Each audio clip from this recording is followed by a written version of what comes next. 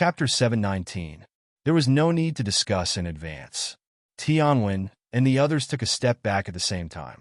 They stood in a row in front of Xiaoqing and bowed to beg for forgiveness. Their attitude was resolute. Please forgive us for our disobedience.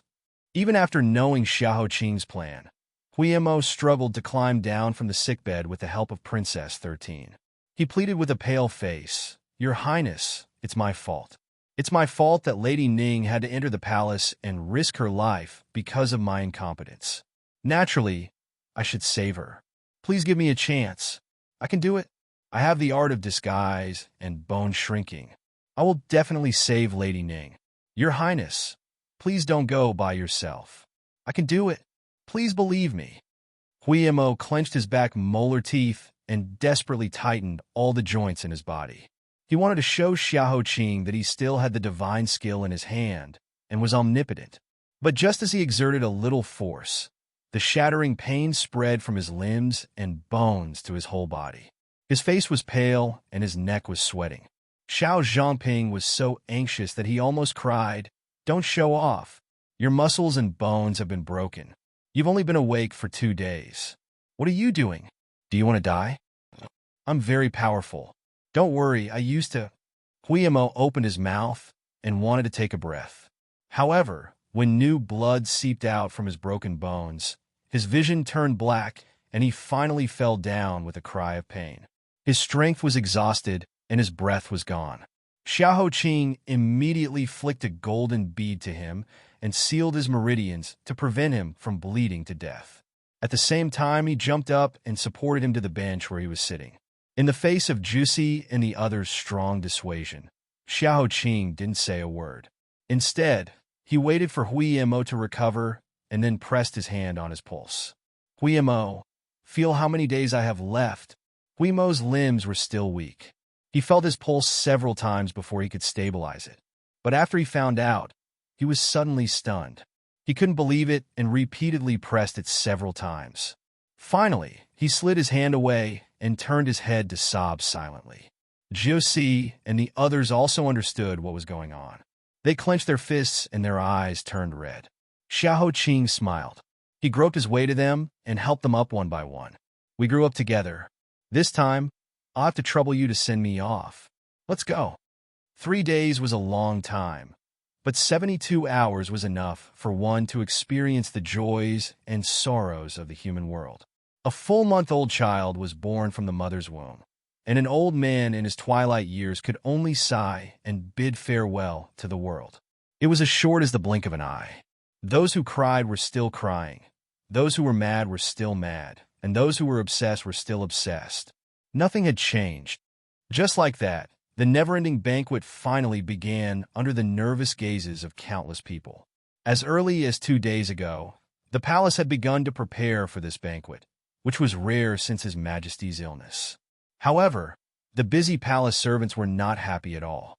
They just buried their heads and concentrated on their own tasks. It was as if an invisible dark cloud was quietly pressing on everyone's heart. The hearts of the old people who had lived in the palace for a long time were beating wildly. Their dim eyes and slow minds were aware of a long-lost familiar feeling. Something was going to happen. Yes, just like more than 20 years ago, or even longer ago, some things that couldn't be avoided would eventually happen. The mountain rain was coming, and the wind was blowing. But even if they had predicted this, there was still nowhere to escape. Once they entered the palace, they would be imprisoned forever. Chapter 720. All of you be careful. Don't make any mistakes. Do you understand? Yes. Xiaobin pulled the corners of his mouth as he walked through Wei Yong Palace with a serious expression. He carefully watched every single person that came in and out of the palace, not letting a single person go. After he finished checking everything, Xiaobin walked out with his horsetail whisk. He looked up at the bright sun in the morning and the gloomy sky in the next moment. He shook his head and let out a long sigh.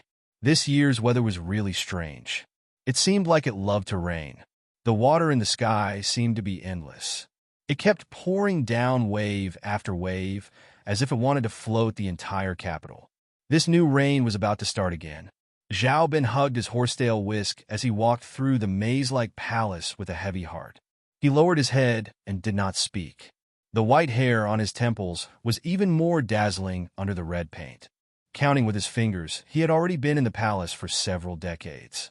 It was so fast that it was like a blink of an eye. At the age of 8, he entered the palace from a poor family. At the age of 12, he followed Heaven's Choice Emperor. He endured humiliation as he hibernated and advanced. He accompanied Heaven's Choice Emperor when he got married and obtained the throne. He accompanied Heaven's Choice Emperor when he lost his children and obtained wave after wave of new children. He accompanied Heaven's Choice Emperor until he aged like an old beast. As for himself, he also grew old like a panting old dog. Other than accompanying his master and waiting for death, there was nothing else he could do. He frowned as he quickened his steps and returned to Fu Ning Palace to report to Heaven Choice Emperor. Heaven Choice Emperor was already waiting inside. Ever since that day, Heaven Choice Emperor did not leave the palace door other than going to court. He only wrote a single word on the white silk in front of the table. Ruler. Zhao Bin, is everything ready? Zhao Bin looked up and was frightened by the vicissitudes of life on Heaven Choice Emperor's face. The ruler of the country, the ruler of the people, the ruler of the sun and moon. But when he walked to the edge of death, what difference was there between him and those lowly commoners? This thought was too rebellious. Zhao Bin swallowed hard and quickly drove this thought out of his mind. He said with a trembling voice, "Yes, this servant personally went to see that there were no mistakes." Heaven Choice Emperor nodded and said, "That's good. Right now, this emperor doesn't have many trustworthy people. You have always been reliable, and this emperor trusts you. How long until the banquet begins?" Zhao Bin lowered his head. There are less than 4 hours left. In a while, the ministers will enter the palace one after another. Heaven's Choice Emperor nodded and seemed to be tired. He put down the brush in his hand and leaned against the back of the chair. He closed his eyes and didn't say anything for a while. Zhao Bin waited for a while, but didn't get a response. He bowed and poured a cup of tea for Heaven's Choice Emperor. Halfway through the tea, the Heaven's Choice Emperor suddenly said, "Imperial Father, I killed him with my own hands." The teacup in Zhao Bin's hand fell to the ground with a paw sound. A palace servant heard the sound and came in to clean up, but was chased out by Zhao Bin. He hurriedly knelt down and picked up the pieces one by one. He didn't even know how to speak, and his whole body trembled. Your Majesty, if you are too tired, this old servant will help you into rest. There are some words that cannot be said carelessly. Since it's already come to this, what's there to hide? Could it be that I'm afraid of treason?" Heaven's Choice Emperor narrowed his eyes and said in self-mockery, "This emperor always boasted that he was smarter than Imperial Father and wouldn't be restrained by a woman. Who would have thought that in the end he would walk down his old path?" That year, Empress Zhou burned herself to death. Imperial Father was lying on the sick bed and actually cried for her death. He was poisoned by her and was in so much pain that he wished he was dead. He actually cried for her. In the end, he squeezed out his remaining strength and begged this emperor to kill him as if he wanted to die with her. This emperor saw that he was in so much pain, so this emperor satisfied him and sent him on his way with her. Chapter 721. Heaven's Choice Emperor closed his eyes and leaned against the back of the chair. His eyelids fluttered. Many emotions surged out, but he suppressed them all. In the end, they turned into a heart-wrenching sentence. "In the past, Zhen personally sent away my father. Now, it is Zhen's son's turn. Tell me, this time, will he die, or Zhen die?" Zhao Bin had already knelt on the ground at some point, trembling like a sieve. He could only stutter, "Your Majesty." "Zhao Bin, tell me, did Zhen make a mistake in the past?" Heaven's Choice Emperor asked again. He was very confused. Zhao Bin couldn't even breathe. Fortunately, Heaven's Choice Emperor didn't expect him to answer. He opened his eyes and looked at the complicated patterns above his head. He seemed to be asking the heavens and himself. The heavens didn't answer. He didn't answer either. Only the sound of the bell came from the distance. Once, twice, thrice, it caused the entire palace to tremble. The Heaven's Choice Emperor heard the bell and slowly sat up. "All right, it's time." get up from the ground.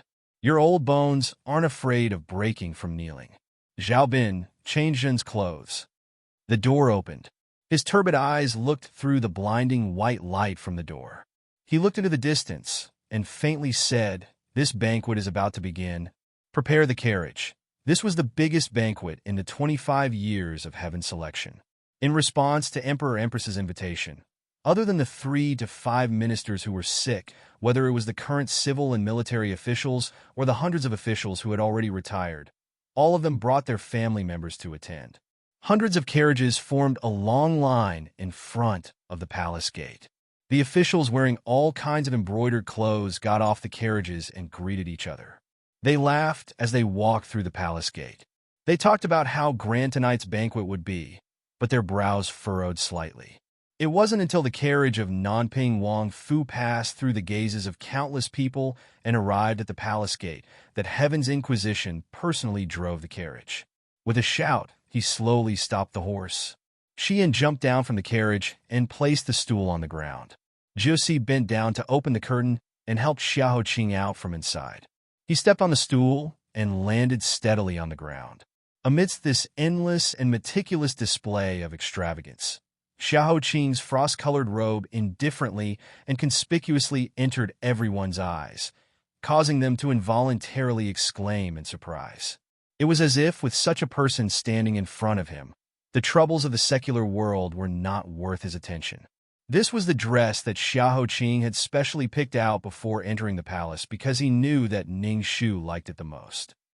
Seeing him, the old officials who had knelt 3 days ago seemed to have found their backbone and came forward to greet him.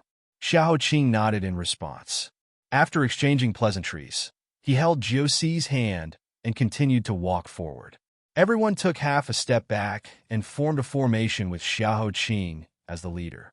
Xiao Qing whispered to Heaven's Inquisition, who was on his left, "How's the public house? Has Uncle Ning come?" Heaven's Inquisition said, "Following your orders, we sent people in advance to guard the public house last night and must not let Lord Ning leave the house." Lord Ning tried several times to enter the palace to participate in this Weiyang banquet, but was blocked by our people. Heaven's Inquisition scratched the tip of his nose and chose his words carefully. Lord Ning was a little unhappy and scolded you for acting on your own initiative. Xiao Qing knew that Ning Diyuan would scold him even more fiercely than this. It was possible that he would be flustered and exasperated. If he scolded him, then he scolded him. He wouldn't lose a piece of flesh. He even felt a rare sense of relaxation from playing a prank. Let him be angry. It's better to be angry in the Fu than in the palace. Xiao Shu cares about her family the most. When she returns home safely, I will make sure that the Fu is full of people to make her happy. Chapter 722. Weiyang Palace. This was the place where Xiao Qing had chosen his wife.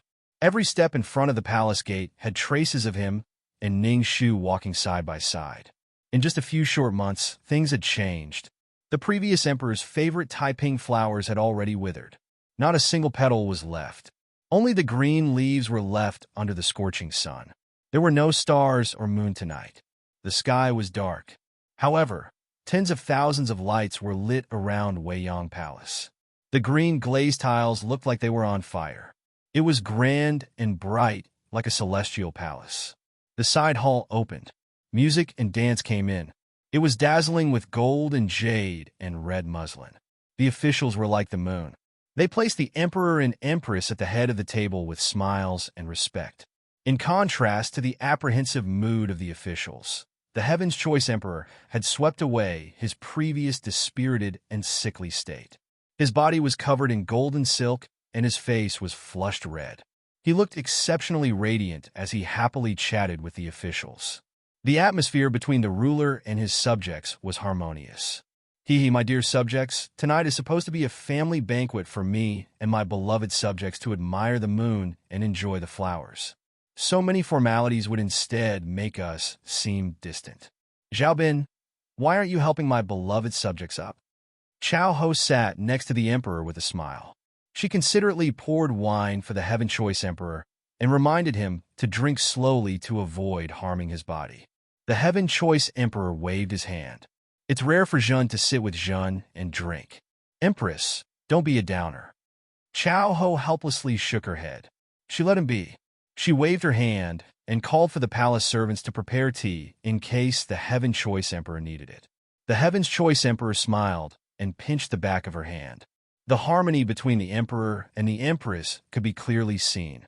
On the contrary, the younger and more impudent Zhou Fei was given the cold shoulder. Chao Ho tilted her head and said, Zhou Fei, why are you so dispirited? This hibiscus chicken shredded lotus is not bad. It's your favorite. Why don't you try it? Zhou Fei had been sitting at the side with her head lowered, holding a wine cup. When she heard Chao Ho's summons, she suddenly trembled, almost shattering the wine cup in her hand.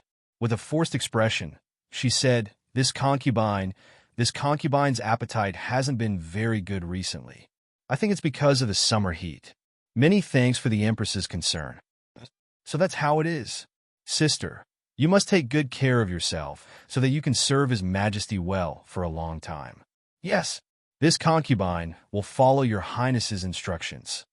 Chao Ho nodded his head like a smiling Buddha, then turned his head and continued to chat and laugh with those noble women. No one noticed that Zhou Fei's drooping face was deathly pale, as if she had fallen into the path of a ghost. After a few rounds of toasts, as the smell of alcohol filled the air, the banquet visibly relaxed. Even some of the old officials, led by Tan Xuan, who had been given 2 rounds of wine by His Majesty, couldn't help but feel dizzy. They didn't understand the purpose of tonight's banquet.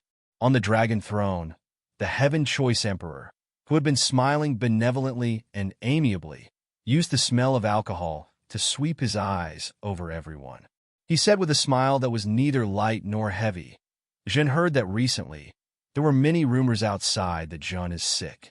Moreover, Zhen's illness is incurable and won't live for long.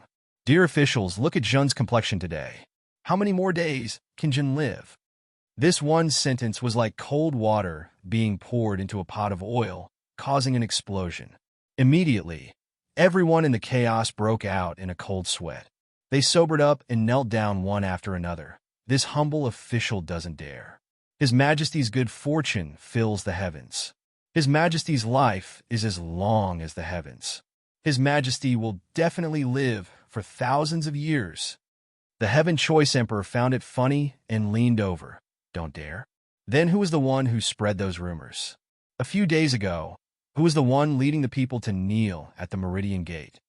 The wine cup in his hand smashed onto the ground and shattered into pieces with his thunderous anger. All of you are doing this. Isn't it because you want Zhen to die? If Zhen dies, could it be that you can do whatever you want? You could take away my Shao family's country and sit on the throne. You all have dog guts. A large group of people quickly knelt on the ground. Their faces were pale as they tried to defend themselves, swearing that they had no dog guts. Looking at the officials who were scared out of their wits, the Heaven Choice Emperor suddenly slapped the table and laughed. Ha ha ha. Zhao Bin, look. Zhen said that the play you showed Zhen was very interesting. If Zhen followed it, Zhen would be able to scare a large group of people. Look, my dear officials are all scared out of their wits. Get up, get up. Zhen is just playing with you. Dear official Zhao, don't shake your clothes. Be careful of peeing on your robes. You won't be wearing your court robes tomorrow morning. Quickly get up. Whoever is the last to get up, Zhen will punish them for having a guilty conscience. The frightened officials scrambled to get up from the ground, causing the Heaven Choice Emperor to laugh again. Beside him, Chao Ho, who was watching him cause trouble in his old age, shook his head helplessly and called out, Your Majesty. Only then did the Heaven Choice Emperor stop messing around. After the joke, the Heaven's Choice Emperor wiped away the tears from the corner of his eyes. Suddenly, he thought of something, and his dragon eyes scanned the crowd. Then, he found an unmoving figure in the corner. Zhen said there was someone missing. After looking for half a day, you were there. Qing, quickly come over. I heard that you have been sick recently. Quickly legend see if you have lost weight. Chapter 7:23. Hearing Heaven's Choice Emperor's amiable voice, Xiahou Qing's throat moved silently. Only when Heaven's Choice Emperor asked in confusion did Xiahou Qing slowly get up with Jussi's help. Step by step, he walked to the front of the emperor, towards the man who had the same bloodline as him. He suppressed the endless complex emotions in his heart and slowly bowed. Qing, greet your majesty. You are my nephew. Being so formal makes us seem distant. Heaven Choice Emperor stood up and personally helped him up. When his hand touched Xiahou Qing's arm, Xiahou Qing's body stiffened and he instinctively moved back. Qing's illness is incurable. Your Majesty should stay away from Qing to avoid being infected by Qing's illness. Heaven Choice Emperor's hand missed. His expression froze and he gave a dry laugh. Qing is still young. How could he be incurable? Don't worry, there are many capable people in Zhen's Imperial Hospital. They will definitely be able to cure you. Moreover, Zhen is the true dragon son of heaven. What can harm Zhen's golden body? Xiahou Qing's expression was very indifferent. He even had a faint smile. Facing Heaven Choice Emperor and everyone else, he politely and calmly tore apart the show of harmony between the ruler and his subjects. He revealed the hidden blades and swords, flesh and blood. The news should have already spread. Has your Majesty not heard? Heaven Choice Emperor waved his hand. AI, how can the rumors on the streets be true? It's true. This lowly subject personally ordered someone to spread the news. What I said is true. Every word is true. Plum Blossom Kiss.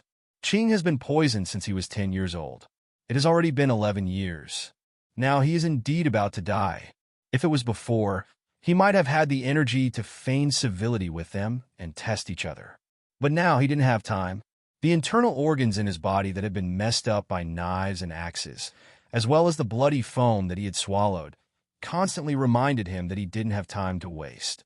Maybe tomorrow, maybe the next moment, his body would collapse and his soul would return to the earth. He would never see his Xiaoshu again. But before that moment, he would bring his pearl back to the sea. He wanted her to be free forever. When the most obscure and dark secret that they did not dare to speak of was openly laid out on the table and spread out under the sunlight, the expressions of everyone present suddenly changed. They could not help but gasp and freeze in place. Even the music and dance in the side hall silently stopped. No one was able to move as they were sealed in ice. Heaven's Volition Emperor's neck twitched instinctively. It was as if a bug had drilled into his thick collar and bitten his neck. Chao Ho's hand silently tightened. Tan Shiwan and the others silently raised their heads. The large Wei Yang palace was completely silent. Even the sound of breathing could not be heard. Drip, drip. Only the sound of water dripping into the leaky pot outside the hall became clearer and clearer. The sound of water dripping into the leaky pot echoed in everyone's heart. Someone laughed. Chao Ho, Plum Blossom Kiss? Wasn't that the poison that the late Empress Zhou used to murder the previous emperor? Back then, it had already been buried in the sea of fire with Empress Zhou. How could it appear again after so many years? Isn't this a joke? Could it be that Empress Zhou can climb out of the ground and come back from the dead to continue to harm the world? As she poured wine into Heaven's Choice Emperor's empty cup, she indifferently opened her eyes. She had the most natural smile on her face, as if she was certain that Xiahou Qing's little tricks would not be able to harm her at all. Yes, he, Xiahou Qingsheng, was blessed by the heavens and possessed outstanding talent. But so what? Even if he knew the whole truth, knew how vicious her heart was, how she had schemed for so many years, knew how vicious her methods were, how she had swept away all the obstacles in her way, knew how she had laid out this plan for more than 20 years, played the world in the palm of her hand, and held the emperor to order his vassals. So what? Would he dare? Would he dare to expose her evil deeds in front of the civil and military officials? Would he dare to expose her true face in front of everyone? Would he dare to denounce her crimes in front of the world? Would he dare? Only if he did not want Ning Shu's life. Xiahou Qing, Xiahou Qing, an ant trying to shake a large tree, laughably overestimating himself. Accept your fate. This is a situation where you will lose. Chapter 724. The body has been burned, and one cannot come back from the dead. Xiahou Qing coughed a few times and sat down with Jussi's help. He slowly said, However, I have heard of a story in an ancient book. It was about a fox demon who, after being executed, used a corpse to come back from the dead and take over a living person's body to continue harming the world. Everyone present was either looking forward to it or afraid of it. They all thought that he would say some brilliant words that would enlighten the apathetic and break the current deadlock. They never expected that what they were looking forward to was actually a dish from a wine shop or tea house on the street. Even a 7-year-old child felt it was ridiculous and instantly felt it was incomparably absurd. Could it be that Crown Prince Xiaoho was so ill that he was about to die that he was delirious? Was this a joke? Using a corpse to come back from the dead? In that instant, Xiaoho looked at him with pity in his eyes. It was like looking at a grasshopper after autumn who knew that struggling was useless but still didn't give up. Accompanied by this mocking gaze, Xiaoho laughed softly and said, "Then Shitzi, in your opinion, who did you borrow Empress Zhou's body? Could it be that it's on me?" As Xiaoho's voice fell, many people around her laughed in agreement, as if they were laughing at Xiaoho Qing's extremely uncle-ver trick. Even Tan Shiwan and the others silently shook their heads. This situation was very unfavorable. A Chao family supporter immediately said angrily, "Xiaoho Qing, how dare you slander the mother of the nation in front of the true dragon and talk about witchcraft? You deserve to be punished. Do you have any respect for national law? Your Majesty, please immediately sentence him to death." Instead, it was Empress Chao who magnanimously waved her hand and smoothed things over for Xiaoho Qing. Back then, it was this Empress and His Majesty who personally went to identify Empress Zhou's corpse. This Empress can be considered the last person to see her, so it is pardonable to have such a guess. However, if Your Highness insists on saying that it was me, it's useless to just rely on empty words. You have to show some evidence. Otherwise, I am the mother of a nation. No matter how tolerant and considerate I am, I can't let you live. In the face of the teasing from all directions, Xiaoho Qing remained calm. Nyang misunderstands. You are the Phoenix Mother, so how can demonic aura get close to Nyang? The person that Qing spoke of who had reincarnated in someone else's body was not Your Highness. Xiaoho raised his eyebrows and smiled with even more interest. Oh, could it be His Majesty? The night was windy. Thousands of red lanterns in Weiyang Palace illuminated the surroundings as if it were daytime. They cast orange shadows on Xiaoho Qing's porcelain white face, making her look like a fragile but sharp porcelain. You must be joking, Your Highness. His Majesty is protected by the gods. How can he be corrupted by demons and ghosts? Ever since he had been poisoned, he had started investigating the case. It had been 11 years since then, and the person who had come back from the dead had finally been found. Now this person is outside the palace. Xiaoho Qing spoke with such seriousness that even Heaven's Choice Emperor's curiosity was piqued. He wanted to see what kind of medicine Xiaoho Qing was selling in his gourd. Oh, since that is the case, then bring him up and let us see which demon it is. Xiaoho Qing nodded and waved his hand at Zhu Si, indicating for him to bring the person into the palace. Everyone looked back and saw a person dressed as an imperial bodyguard. However, the person's gait was particularly unsteady as he was brought to the front of the emperor. When his head was raised and his mask was taken off, that old face full of wrinkles appeared in front of everyone. Xiaoho and Heaven's Choice Emperor's expressions froze at the same time. Xiaoho Qing said, "This person is the previous emperor's eldest son, the crazy crown prince Xiao Mingluo's wet nurse. She should have died in the fire, but she changed her appearance and survived until now. She is Nanny Zhang." The owner of that old face half opened her wrinkled eyes and sneered at everyone. "Old servant Zhang, Jin's greets Your Majesty and Nyang. Long time no see." Chapter 725. Tianzhe Emperor's gaze fell on her for a long time before he recognized this old friend. "It's you? You didn't die?" Zhang sure looked at him disdainfully. "You haven't died yet. How can I take my last breath? How dare you? You dare to be so rude to His Majesty." The sound of swords being unsheathed sounded. Madame Zhang turned a deaf ear to this. She just smiled faintly, not even bothering to raise the corner of her mouth. She had already indifferently stepped on all the hostile gazes. Rude? Huh? She raised her head and looked at the Weiyang Palace inch by inch, as if she was reminiscing. Her gaze inadvertently passed through the wide, open window and fell on the lazy and wilted peace flowers at the corner of the wall. This peace flower was his most treasured possession. It was transplanted here when my Jie entered the palace. It has been almost 60 years now, so long that they all died one by one, but it is still alive. I am also still alive. Jie, His Majesty, I haven't seen you for many years. Things have remained the same, but people have changed. The words His Majesty made everyone's hearts tense, because it was clearly not referring to the current His Majesty in front of them, but the deceased previous emperor. And this peace flower was known to be the previous emperor's favorite. But very few people knew that it was actually the dowry of the first empress sent into the palace by the Zhou family of Jinzhou. Because the meaning of the flower was too good, the previous emperor treated it like a treasure when he saw it. He specially built a new palace to support it and named the new palace Weiyang and Peace to complement each other.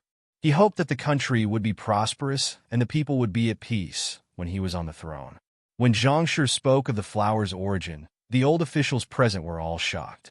Because no matter whether or not the soul of Empress Zhou was hidden in this withered old woman's body, it could not shake a foreboding. The old matters of the past had to be brought up again and could not be avoided. The first to speak was Zhao Bin. Chao Ho's gaze swept over, and he shivered. He immediately stood up and swept his horsetail whisk. In this harem, there are at least 10 to 20 old servants who can tell the origin of this cluster of Taiping flowers. Even if you ask them to list 50 or 100 things that happened during the previous emperor's lifetime, they would still be able to do it. You lowly servant, you want to play tricks in front of His Majesty, Her Highness, and the ministers with this little trick? What a joke! Xiahou, I don't know what you're up to, but you're going to grab an old servant and pretend to be the reincarnated Empress Zhou.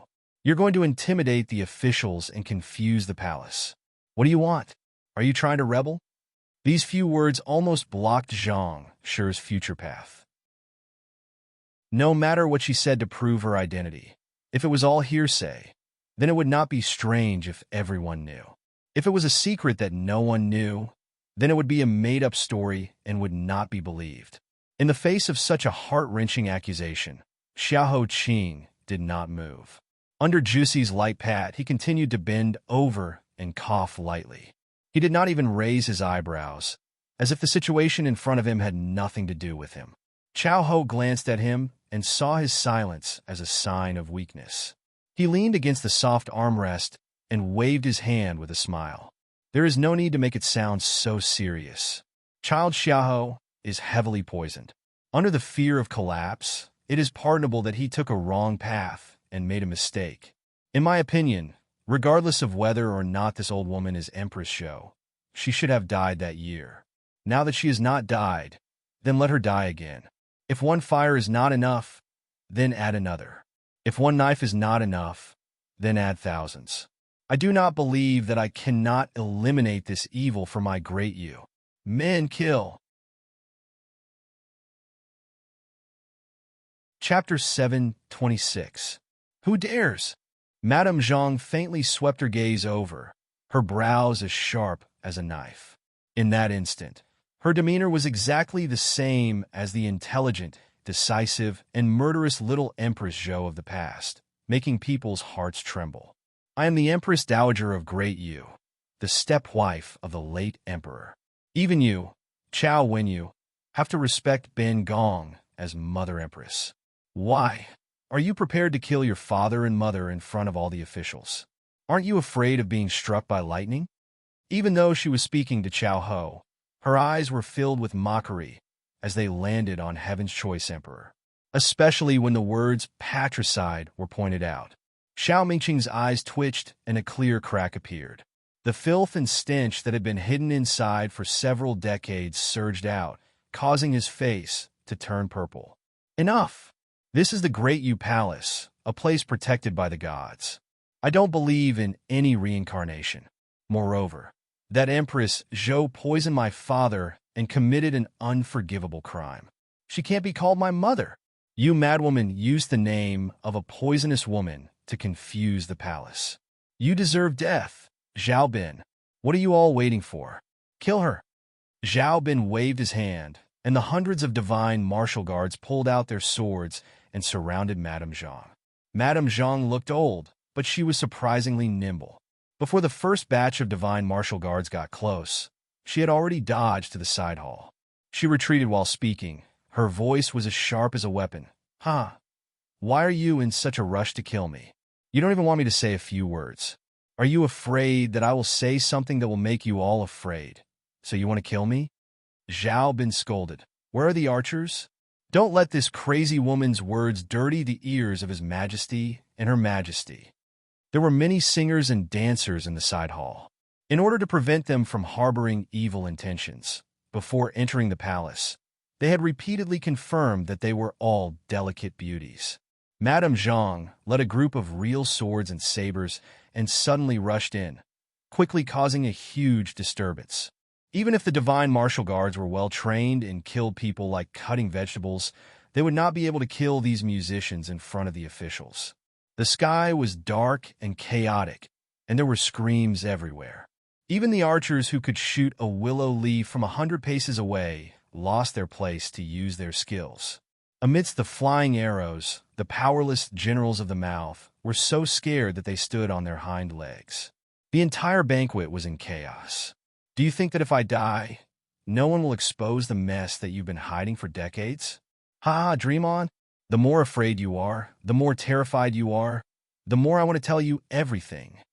Madame Zhang laughed as she spoke. Her sharp voice pierced through the entire Weiyang Palace, lifted the dazzling glazed tiles, and went straight to the sky. It woke up the dark clouds in the sky and called out bursts of thunder. Behind the side hall, a high platform was specially set up today. On the high platform, there were several ladders surrounding an iron pillar. The ladders were at least 60 to 70 feet high. Every set distance, there would be a ring on the ladders. It was just enough for the beauties to insert their toes into the ring and extend their soft limbs so that they would not fall. At the very top of the ladders was a beautiful lotus flower. It was as if Guanyin was sitting on it. It was as sacred as an immortal and magnificent. Originally, after the banquet reached its climax, 37 beautiful dancers would climb the ladders and perform a dazzling flying dance. It would be enough to make people unable to forget it for 3 years. Unexpectedly, before it could be put to use, Madame Zhang beat them to it. Her stooped gray figure moved through the darkness and climbed up the high platform with unusual agility. As if she had the help of the gods, she dodged the flying arrows one after another. She climbed to the highest Guanyin lotus seat and looked down proudly in the whistling wind. Heavens above, please tell the world on my behalf how Xiao Mingsheng and Xiao Wenyu, this pair of snakes and scorpions, colluded with eldest princess Xiao Mingxue and used underhanded methods to poison my son Minlu.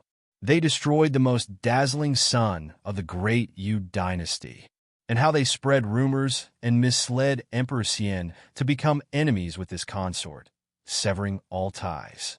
Today, I use my body as a sacrifice and my blood as a medium to ask the gods to show themselves. When I am reborn from the flames like a phoenix, it should prove that everything I say is true. Fire come. Following her angry roar, a nameless fire suddenly erupted in the void. Like a fire dragon, it burned the entire high platform at an extremely fast speed and swept up the ladders. It swallowed up the lotus seat and Madame Zhang, who was on it, and disappeared without a trace. Chapter 7:27. Come, put out the fire! The raging fire brought about crackling sounds, and the burnt ladder kept falling from the sky, melting the entire high platform into the fire. The fire was raging and spreading everywhere, and the whole Weiyang Palace was illuminated in red by the fire. Zhao Bin hurriedly led people to escort Emperor Tianzhe and Empress Chao away. The officials at the banquet also ran for their lives. In the fire, Only Xiahou Qing was still sitting leisurely. He took the teacup from Juicy and sipped it, swallowing the light cough in his throat. In the blazing flames behind him, he looked like an undefeatable jade mountain. The eunuchs and guards carried buckets of water to put out the fire. Weiyang Palace was a mess, but it was useless. Xiao Yuni, who had been guarding the palace gates, came to help when he heard the news. When the latter turned to ash, the iron pillar in the middle also melted and fell to the ground, crushing half of the glass wall. The injured singers and musicians screamed and fled, rolling on the ground to put out the flames on their bodies. There was a muffled thunder in the sky. Rain poured down. The heavens were merciful and finally put out this terrifying fire. The black stream of water spread out along with the ashes and dregs, engulfing countless pairs of feet. The guards, eunuchs, and musicians dragged their injured limbs and hid to the side. Countless people were still in a dream. No one would have thought that the fire lit by a crazy old woman would burn half of Weiyang Palace. Even the Taiping flowers outside the palace walls, which were the previous emperor's favorite, were burned to ashes. They were no longer auspicious. What Ms. Zhang had said before she burned herself was like a curse, ringing in everyone's hearts above Weiyang Palace. Emperor Tian Zhe saw this fire with his own eyes. Even though he was the emperor, he couldn't help but feel cold, and his expression was ugly. The first to act was Empress Chao. When the last flame was put out, Empress Chao's chest rose and fell rapidly as she walked quickly into the hall. Kaiban immediately chased after her with an umbrella. Empress Chao swept a glance at the palace people who were scattered to treat their injuries. She flung her sleeve and said angrily, "No one is allowed to leave. Xiaobin, are you blind? Immediately send someone to dig out that lunatic from the ruins. Even if you have to burn her to ashes, you must bring her dregs to me. I absolutely won't allow anyone to play tricks under my nose." However, the fire tonight had affected many people. Even the families of the officials who were attending the banquet were injured while trying to escape. Miserable cries could be heard incessantly. Zhao Bin's heart was in his throat. He immediately led people to rush into the ruins. The result was obvious. Not a single bone was dug up. The burnt ashes had long been washed away by the rain and scattered into every crack of the bricks. The rain was still pouring down, drenching the injured people like drowned rats. Each and every one of them looked miserable as they covered their wounds and trembled like sieves. The tens of thousands of beautiful palace lanterns had long been lit in the fire and extinguished in the heavy rain. At this moment, the Weiyang Palace was barely illuminated by the dim light emitted by the swaying lanterns. Zhao Bin led people to identify them one by one. In the end, they couldn't do anything. Seeing that everyone was angry, the officials looked at their injured colleagues, wives, and daughters who were forcefully detained in the palace and couldn't be treated. They all complained. Facing such a huge pressure, Emperor Tianzhe was helpless and could only grit his teeth and let them pass. When the officials helped their families into the carriages and left, the noisy Weiyang Palace gradually returned to silence. Only the lowly palace people and musicians were left in the corner, not daring to move. They were waiting for the stewards to inspect them again. Empress Chao walked to the ruins and bent down to look at the burnt iron pillar. She then swept her gaze over the scattered wooden frames and closed her eyes. She sneered and walked to Xiahou Qing, who was still sitting on the red sandalwood chair. She lowered her voice and said, "It's your trick. You bribed the musicians in advance to replace the iron pillar with a hollow one.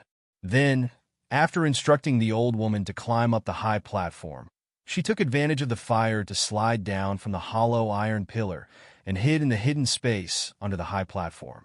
Then, when the guards came to put out the fire and everyone was running for their lives, she quietly climbed out from under the high platform. She changed her appearance and blended into the crowd. In the end, she escaped with them. Xiahou Qing, oh Xiahou Qing, your despicable trick." Chapter 728. Xiahou Qing said faintly, "Many thanks for Nyan Yang's praise, but it was just a little trick I learned from a trick master. How can it be compared to Nyan Yang's methods?" Everyone was the smartest group of people in the world. Since things had gotten to this point, there was no need to beat around the bush. The moment Zhang Shi disappeared in the fire, Chao Ho had already predicted Xiahou Qing's plan. A strange fire and a strange and mysterious curse. When the Empress Zhou, who had come back from the dead, returned from the fire and appeared in front of the people, the shock it would cause would be 1,000 times greater than tonight. And the oath Zhang Shi had sworn in front of the officials tonight would instantly turn into invisible arrows that would sweep towards them. Just think, when the people all knew that the supreme power in the hands of the Emperor of Great Yu and Feng Mu was stolen from the country, this heaven-shaking infamy would be enough to crush every saint in the world. At that time, if the king was not the king, how could the empress sit on the empress's throne? This move locked onto the throat. It could not be said to be inaccurate, nor could it not be said to be poisonous. She had underestimated Xiahou Qing. Chao Ho grew even more furious in the face of his nonchalant expression. Xiahou Qing, have you ever thought that if you force me into a corner, the life of the person you've been longing for will be in danger? Xiahou Qing shook his head slightly.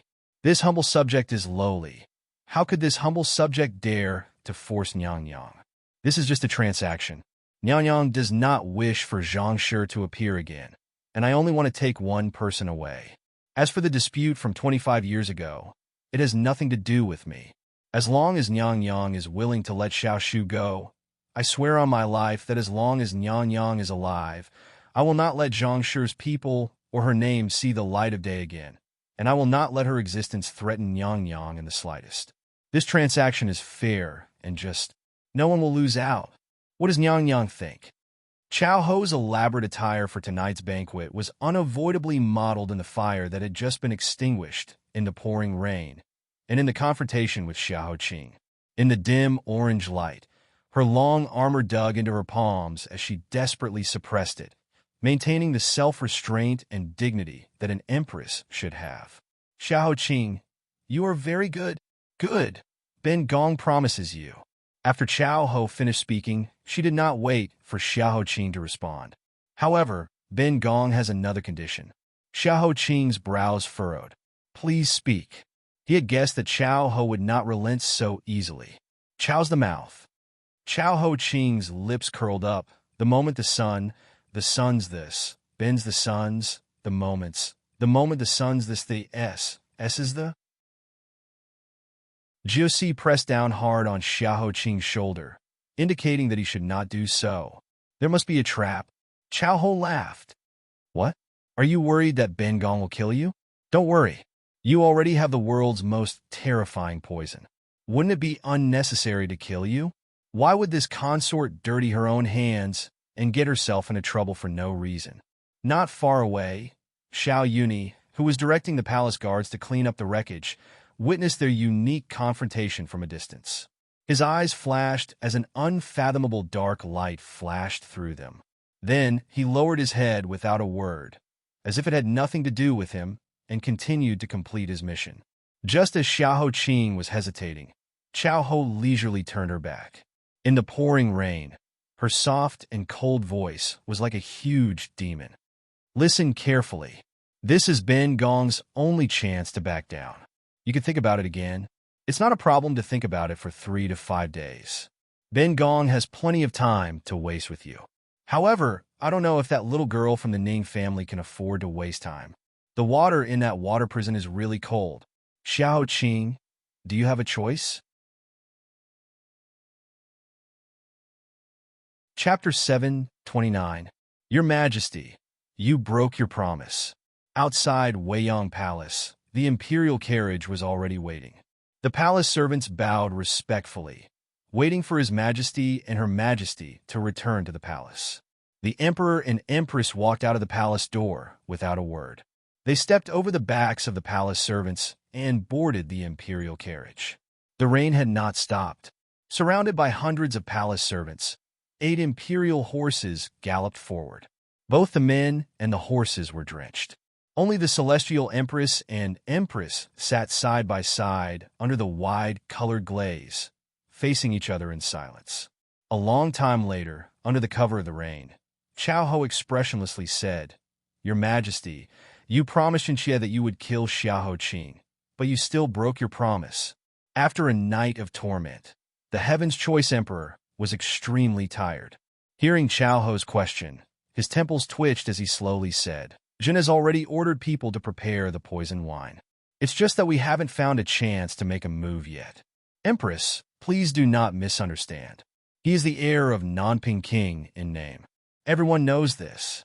If he dies without a reason, the officials will be suspicious. Therefore, Jin has been waiting for a suitable chance. But before Jin's plan could start, Zhang Shi suddenly appeared and disrupted it. Chao Ho looked over with a smile at Heaven's Choice Emperor's explanation. Is that so? Your Majesty is not lying to Xinxie, right? After all, he is your flesh and blood. Even a vicious tiger will not eat its cubs. If you cannot do it, Xinxie can understand. Heaven's Choice Emperor's appearance was visibly aging. It was as though he was closer to death with each passing moment. He shook his head and said hoarsely, although he is Chiz's flesh and blood, he has been raised by Nanping King for 20 years. There is no father-son relationship between him and Jin. In the past many years, Jin did not even know of his existence. Tonight, he used Zhang Shi to threaten you. Isn't that threatening, Jin? Then, why would Jin be unwilling? The mockery in Chao Ho's eyes grew. Then, can your Majesty explain to Xinxie what Zhao Bin did in Weiyang Palace 4 hours before the banquet started? Who was the culprit behind the iron pillar? Heaven's Volition Emperor was shocked and drenched in the rain. His dragon body coughed uncomfortably. His internal organs were in turmoil, and he coughed heavily for a long time. Only when Chao Ho's hand landed on his back and gently patted him did he feel better.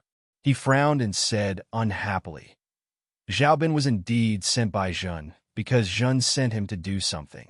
They set up a trap under Xiahou Qing's seat and sent Nanping Wang's bodyguards to assassinate Jin at the right time. At that time, the culprit and the stolen goods were caught. It was only logical. If the Empress doesn't believe me, you can send someone to check. When Zhao Bin heard the summons, he immediately handed over the poison that he had prepared beforehand. Chao Ho's gaze fell on the bottle of poison for a long time. The corners of her eyes moved. She saw Kai Bin nod slightly at her from a distance that was not too far away. Only then did her voice slowly soften. With a smile, she said, How could Xinxie suspect your Majesty? It was just that it happened so suddenly that I was shocked. Your Majesty, why do you look so pale? Has your old illness relapsed? Come, why haven't you brought the cloak over yet? Chao Ho angrily took the cloak from the palace servant and carefully draped it over Heaven's Volition Emperor. Seeing that Heaven's Volition Emperor was a bit more comfortable, she let out a sigh and said, This way, there must be Xiahou Qing's spy in the palace. Otherwise, his plan tonight would not have succeeded. Come, take the entire troop into the prison and torture them. If they can't find anything useful, beat them all to death. Heaven's Volition Emperor said weakly. Then what does the Empress intend to do with Xiahou Qing staying in Weiyang Palace tonight? Chao Ho smiled. She softly leaned on Heaven's Volition Emperor's shoulder and stroked his once broad chest. She said softly, Your Majesty doesn't need to worry about this. Since he carefully gave Bengong a big gift, how can Bengong not return the favor? Doesn't he want Ningxu back? Bengong will return her to him. But tonight, Bengong will make it unforgettable for him. What do you think, Your Majesty? Under the curtain of rain, Heaven's Volition Emperor's dark and waxy face flashed with endless complicated emotions. After a long time, he said in a daze, Good. Chao Ho smiled. Then, please give the order. Xinxie will cut off a piece of Your Majesty's heart. The Emperor's hand stiffly hugged her. As long as the Empress is happy.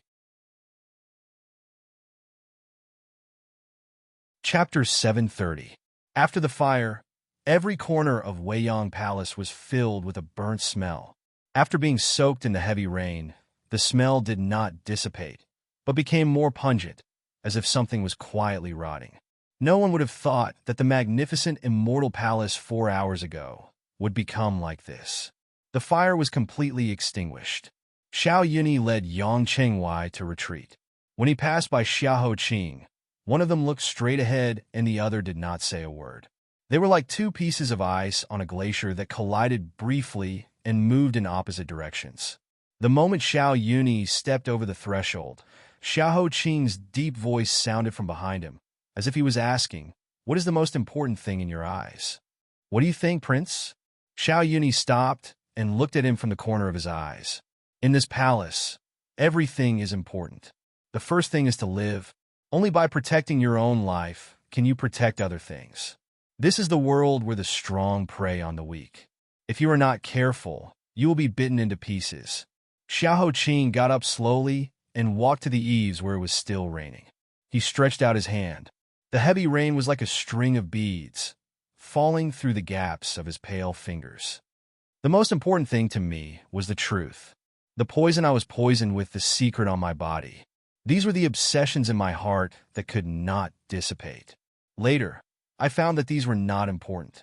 The most important thing was freedom. The freedom that hatred, power, love, and hate could not imprison." Xiao Yuni laughed sarcastically at such a dignified answer. He was about to continue walking when he heard Xiao Qing say, without rhyme or reason, "Xiao Shu trusted you a lot." One sentence, 8 short words, made Xiao Yuni's expression change. His pupils constricted and he became angry. He laughed and said angrily, "What do you want to say?" Xiao Qing said, "After the begging meeting, Ningji was kidnapped and the Ning family lost 17 lives. At that time, we guessed who did it and guessed that it was the Empress' most capable assistant, your 6th prince, Xiao Yuni. Later, Xiao Shu shook her head and said it was definitely not you. She said that you know what's most important to her. You can't bear to hurt her family. She also said that when Ji was born, you carried him more than once." Xiao Qing's voice was neither high nor low in the heavy rain. It was faint and intermittent, but it sounded like a heavy weapon had hit Xiao Yuni's chest hard. He was even angrier and interrupted the other party's narration. "Enough! Why are you being so long-winded with me? Do you want me to defy Imperial Mother and save Shu for you? How laughable! Yes, she used to trust me a lot, but that was in the past. Right now, her eyes, thoughts, and heart are not on me. She chose to go against me, and she expects me to give up everything for her for the sake of our past friendship. Xiao Qing, you have a good plan?" His voice stopped abruptly. Xiao Yuni knew that if he continued to speak, his true emotions would be exposed and Xiao Qing would be able to use it against him. He clenched his fists and closed his eyes hard. After a long time, when his chest gradually calmed down, he stepped over the threshold with a cold smile and said sarcastically, "If I were you, I would still be worried about how to see the sun tomorrow morning." In the heavy rain, Xiao Yuni left with his red cloak that looked even heavier after being soaked by the rain. He left behind the most elite guards to surround Weiyang Palace, not letting any sparrows fly out of this half-ruined palace. In the main hall, the banquet was scattered all over the floor. Jiusi held an umbrella in one hand and supported Xiao Qing with the other. He moved slowly from one corner of the cage to another and moved to the side hall. The heavy rain was hazy. "Master, you shouldn't have agreed to stay in Weiyang Palace," Jiusi said worriedly. Xiao Qing coughed and shook his head slowly. He was holding a fragment of a jade pendant in his palm. Ning Shu had once stolen it from him, but it was broken and returned to him. "I have to stay." The Phoenix's nirvana that was arranged tonight greatly angered Xiao Ho. Instead of letting her vent her anger on Xiao Shu and be cruel, "It's better for me to worry. It makes me feel more at ease." Xiao Qing smiled softly. "We have the Zhang family in our hands, so Xiao Ho is afraid of breaking the vases. Now that we each have half of the chess pieces, it's just a night of torture. I'm willing to endure it, as long as we get through it and see the sun tomorrow."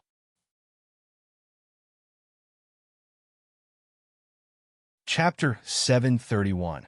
That night was destined to be a battle of life and death. After cleaning up the third batch of assassins, Josie wiped away the blood at the corner of his mouth and put his long sword back into his bamboo cane. He tucked it behind his waist. He looked back at his shoulder, which was still bleeding, and sealed the surrounding acupoints with 2 fingers. After that, he ignored it and gathered with Tianwen and Shi Yin to Xiao Qing's side. The 3 of them formed a triangle around Xiao Qing, guarding him in the middle and swearing to protect his safety. After 3 fierce battles, the 3 of them had more than 10 wounds of various sizes on their bodies. It was as if they were bathed in blood. However, no one complained. Instead, they looked at each other and smiled. It was as if they had fought side by side on the White Wolf Mountain in the past. They had killed their enemies while bathed in blood. Shi Yin grimaced as he pulled out a hidden weapon that had sunk into his arm, and then sprinkled the powder on it. He deliberately winked and shouted, "Oh, these people are really vicious. They deliberately hit my arms and want to destroy my peerless ability to shoot through the sky. Bah! Tion, come over and blow on it for me. It hurts so much." Heaven's Inquisition blew at him with a look of disgust, shaking off goosebumps all over his body. He didn't expect this person to still have the strength to come over, so he immediately kicked him away. "It's just a flesh wound, and the blood is red. Who are you trying to show off by acting coquettishly with me?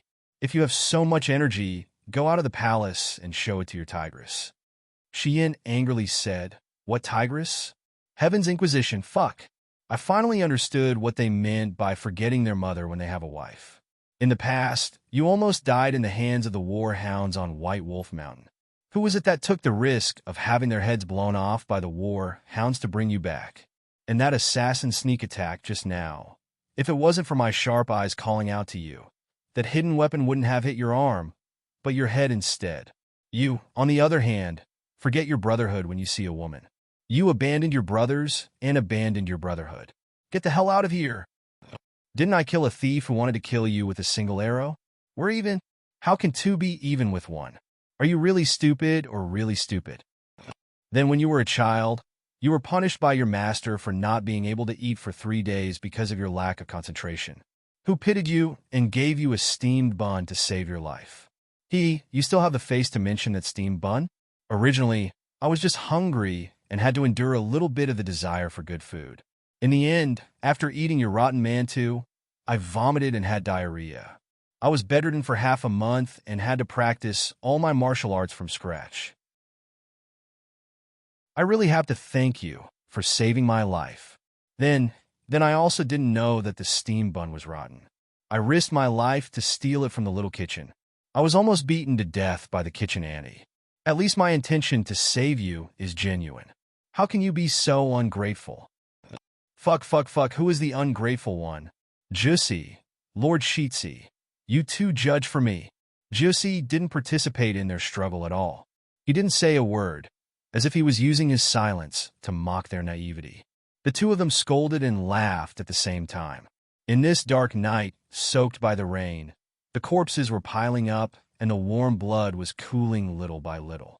It was especially lively, as if the surrounding blood and death had been isolated to another world, and this world was lively and full of sunshine. The brocade in front of Xiahou Qing's eyes was cut by a sword wind when the second wave of assassins attacked. Listening to their deliberate banter, he lowered his long eyelashes and trembled slightly. He said hoarsely, "I know that tonight is a matter of life and death, and I have implicated you to accompany me. I will engrave your affection and righteousness in my heart. I have nothing to repay you with. After tonight, if we can all get out alive, no matter what you want, I will do my best to satisfy you. There is no harm in saying it." Jussi said, "Why do you say this, Lord? Following you to protect your safety has been the same rule since childhood. If we can't protect your safety, we might as well kiss your neck as an apology." Tion also said, "Back then, you saved us and gave us a way out.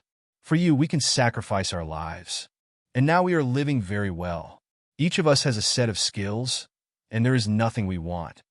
When it was Shi Yan's turn, he scratched his head. His handsome face was strangely red. Actually, I don't have anything. I don't want anything. It's just that, young master, you see, Zigue and I are like a bowl of half-cooked rice.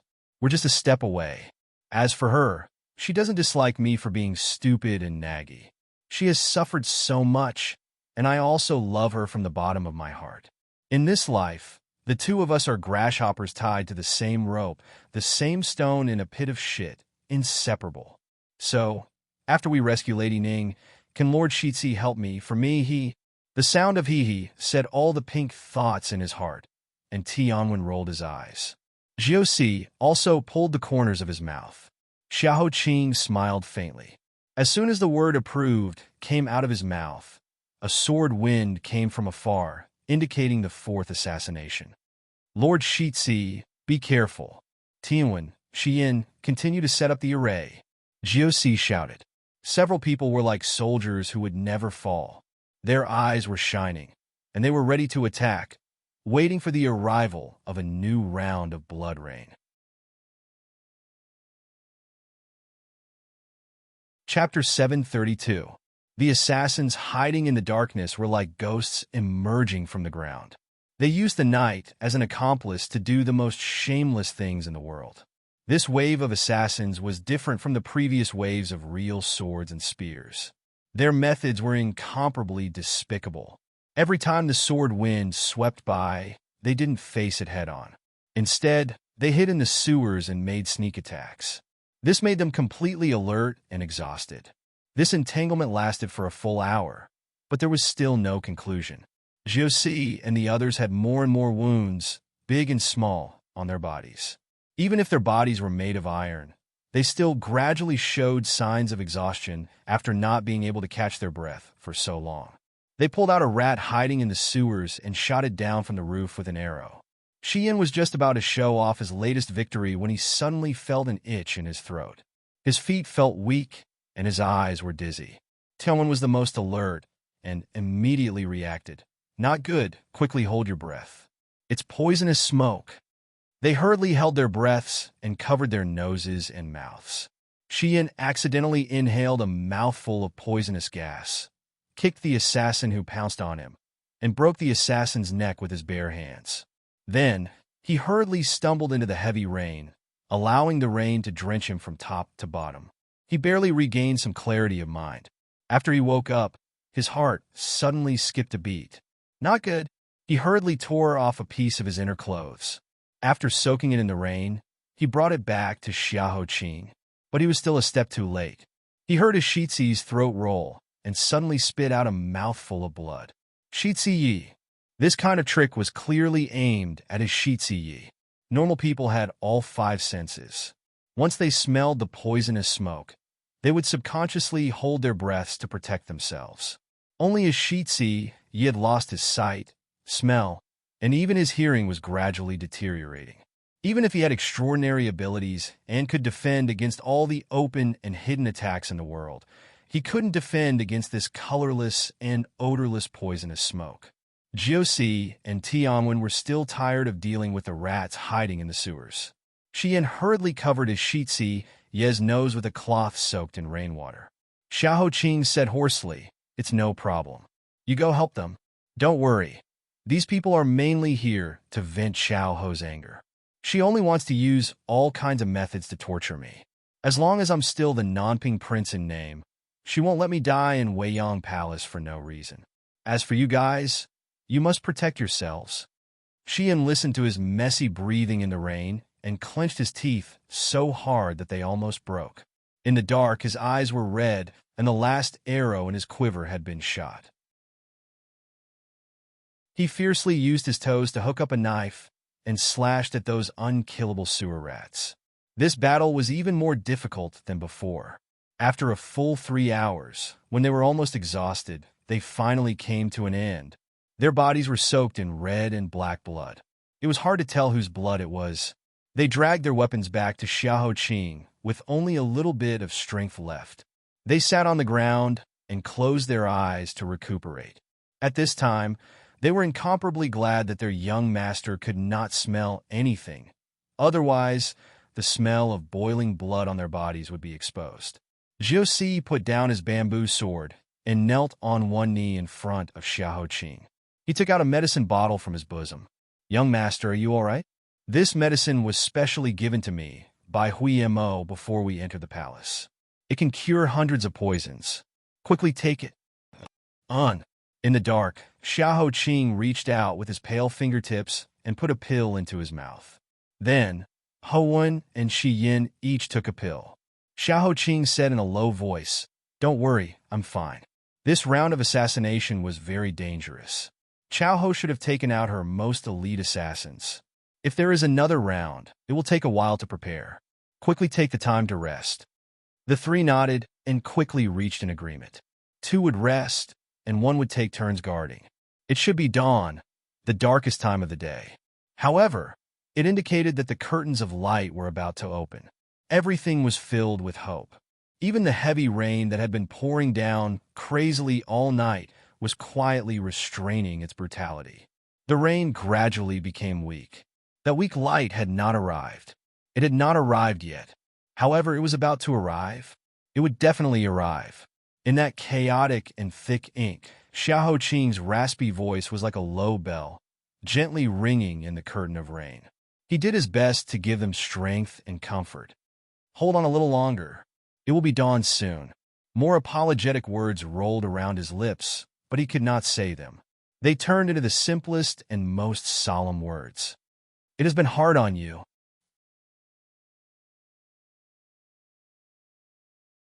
Chapter 733. From being unable to see his own fingers until the first ray of benevolent light finally appeared on the horizon, the fifth wave of assassinations that he had imagined did not come. Looking at the precious ray of white in the sky, Shi Yan's eyes widened little by little. He shook Tianwen's shoulder next to him in surprise and joy. Are my eyes playing tricks on me? Look, isn't it dawn? Isn't it dawn? Tianwen was stopping the bleeding from his wounds to prevent his body from becoming a dry corpse. When he saw the luxurious ray of light, he was so excited that he let out a long sigh. He lay on the ground and hammered down with his fist. Damn it, it's finally dawn. I've finally made it through the night. Even Xiao Qing could not help but loosen his tense shoulders and let out a long sigh of relief. This night, they had all endured too much. Everyone had reached their limits. Jiusi was also exhausted with countless wounds. Just as he was about to relax for a moment, he suddenly said, "Could this be Empress Chao's trick? She deliberately waited for us to slack off and then sent a wave of surprise attacks to catch us off guard." Tianwen frowned. It can't be. Even if she's evil and vicious, she's still the mother of the nation. She can't go back on her words. Last night, we agreed that as long as we stay here for the night, we'll let eldest Miss Ning come back at dawn. If we go back on our words, won't our words be treated as farts, and we will lose all our face? Jiusi said, "No matter what, since we have endured until now, there is nothing wrong with being more careful. Don't talk, concentrate, calm down, and wait a little longer." Okay. The rain had slowly stopped, leaving only the dense, floating water vapor hovering in the air. It surrounded the Weiyang Palace until it was illusory and indistinguishable. In the faint ray of light, Jiusi noticed that Xiao Qing's lips were unusually pale. He hurriedly bowed and said, "Master, how are you? If you can't hold on, this subordinate will immediately take you out of the palace. Anyway, it's already morning. We've already fulfilled our promise to stay the night. Whether the Empress is willing or not, she will let you go." Xiao Qing took the handkerchief he handed over and spat out a mouthful of blood. Because of this mouthful of blood, his face strangely became ruddy, and he even looked a little healthier. He stubbornly said, "There's no hurry. I won't die for the time being. If I don't personally receive her people, I won't be able to feel at ease." Since Xiao Qing insisted on doing so, they could only continue to wait. When the glimmer of light gradually bloomed on the horizon, Jin Wu raised his third leg and scratched under his wing. He completely woke up from his sleep and spread out his new fluff. Kai Bin, who served the Empress, finally arrived with her people. She held her chin high and sneered, "You are indeed the heir of Xiao." For assassinations in one night failed to take your lives. What a pity. However, our Empress will not go back on her words. You have won this round. I'll return the person to you. Hurry up and take him away. As she spoke, she raised her chin behind her. Several palace maids carried out a person from behind. The person was lying on a wooden board. Water dripped from the board to the ground. It was as if the person had just been drenched in the heavy rain like them. It also seemed like he had just been fished out of the water. He was quiet and silent. Only a piece of white cloth covered him from head to toe. Seeing that person, the three people's expressions changed. Xian's face turned pale subconsciously, and he gasped. Xiao Qing sensed that something was wrong. Even the corners of his lips trembled. What happened? What happened to Xiao Shu? What did you all see? With three consecutive questions, the air of Xiao, who was usually calm and composed, lost his composure. Kaibin raised her eyebrows and sneered. Whether he's dead or not, won't you know when you come over? Chapter 734. Xiao Qing did not hesitate as he rushed over to the source of the sound. Just as he was about to open the wet white cloth, a blade suddenly came out from under the white cloth and fiercely stabbed at Xiao Qing's heart. Trap! Be careful, young master. Xiao Qing couldn't see. Fortunately, his many years of battle instincts helped him subconsciously move to the side to dodge. The tip of the knife left a bloody wound on his chest. He sent a backhanded palm strike over, striking that person down and causing him to spit out blood. Kaibin coldly smiled as she moved back. The fifth assassination round officially began when the sun rose and dawn arrived. Josie and the others immediately went forward. Xian fought while cursing. Fuck, the dignified empress is actually doing this kind of despicable thing. Isn't she afraid of being laughed at by the world? Hey! Contrary to their delicate appearance, these female assassins were extremely ruthless. Their eyes were red, and their faces were ferocious as they rushed towards them with swords and sabers. In all fairness, their martial arts were not very strong. At most, they could be considered to be above average. If Josie and the others were not injured, these people would not even be enough. But the strange thing was that these people were like emotionless wooden puppets, going all out to cut off their heads. Even if Heaven's Inquisition cut off the tendons in their right hands and took away their weapons, they quickly stood up from the ground and switched to their left hands to continue attacking. If their hands were crippled, they would use their bodies to attack and their legs to kick. It was like they did not know what pain was. As long as they had a single breath left, even if they used their teeth, they would still want to bite off a piece of flesh from their bodies. Xian had never killed a woman before, but he had no choice today. He had personally broken a maid's wrist, but she had grabbed his shoulder, so Xian had no choice but to use a palm to shatter the other side's heart. But even like this, the half-dead maid spat out blood as she struggled to stand up from the ground. She staggered as she charged at Xian, letting out a beast-like roar from her mouth. Xian's entire body was filled with fear as he retreated in shock. He said in a frightened voice, "What is going on? Why can't they feel any pain?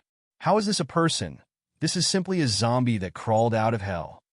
Heaven's Inquisition said while fighting, "Do you remember when we fought the warhounds in the past? The warhounds released a group of human slaves? They were exactly the same as this group of people. They must have been drugged and made into a group of fearless puppets. Be careful. As long as they are still alive, they will counterattack." Back then, they had fought bitterly against those human slaves. Now, they were being attacked from both sides. A murderous puppet that didn't know pain and fear was even more difficult to deal with than 5 or 10 ordinary assassins. A female assassin sacrificed her own life to stab a bloody hole in Heaven's Inquisition's back. Heaven's Inquisition's injuries were too severe, and he fell to the ground exhausted. Xiao Qing stood up to fill in the gap. Together with Jusi and Shi Yin, they protected Tianwen in the center. This battle was more bloody than any of the previous battles. Broken flesh and broken limbs were scattered all over the ground. In the end, not a single corpse was left intact. The young girls' bodies were broken into pieces and rolled on the ground, falling into the dark, red, muddy water. No one could bear to look at it a second time. Xiao Qing used his paper fan as a blade, personally taking care of the final assassin. He put away his fan with a pale face as he leaned against the red pillar to rest. Great, it's finally over. Xian was lying on the ground in exhaustion, not being able to move a single finger. Hee, wonderful, truly wonderful. A sudden clap came from outside the hall, accompanied by a graceful and ear-piercing laughter. She walked out from the direction of the rising sun, wearing a bright yellow robe. Her face was shrouded in shadows, So who else could it be other than Empress Chao? This queen has heard that Xiaoho's successor is heroic and has unparalleled martial arts. You are a young talent rarely seen in 100 years, but it's a pity I haven't had the chance to witness it. Seeing it with my own eyes today, it really is worthy of your reputation. Very good, very good. Hearing this ear-piercing voice, Xiao Qing had a murderous look on his face. He frowned in disgust and threw the dirty paper fan into the rain. Your Majesty, our bet last night has been completed. I'm still alive. Now the sun is rising from the east, and the sky is bright. It's time for your Majesty to fulfill your promise and return Xiao Shu to me. Empress Chao said lightly, "This queen is the empress of the Central Palace and the mother of the nation. There is no reason for me to break my promise. Come, send Xiaoho's successor out of the palace." Xiao Qing's face was even angrier. Obviously, he had reached the limit of his patience. I said, "Return Xiao Shu to me." What are you talking about? Why don't I understand? After being offended, Empress Chao didn't get angry. Instead, she said in surprise, "I've already sent someone to return Ning Shu to you." Xiao Qing's heartstrings suddenly trembled. Before he had time to sort it out, he heard Empress Chao showing the most vicious and gloomy smile in the world. She whispered, "Isn't the one you just killed?"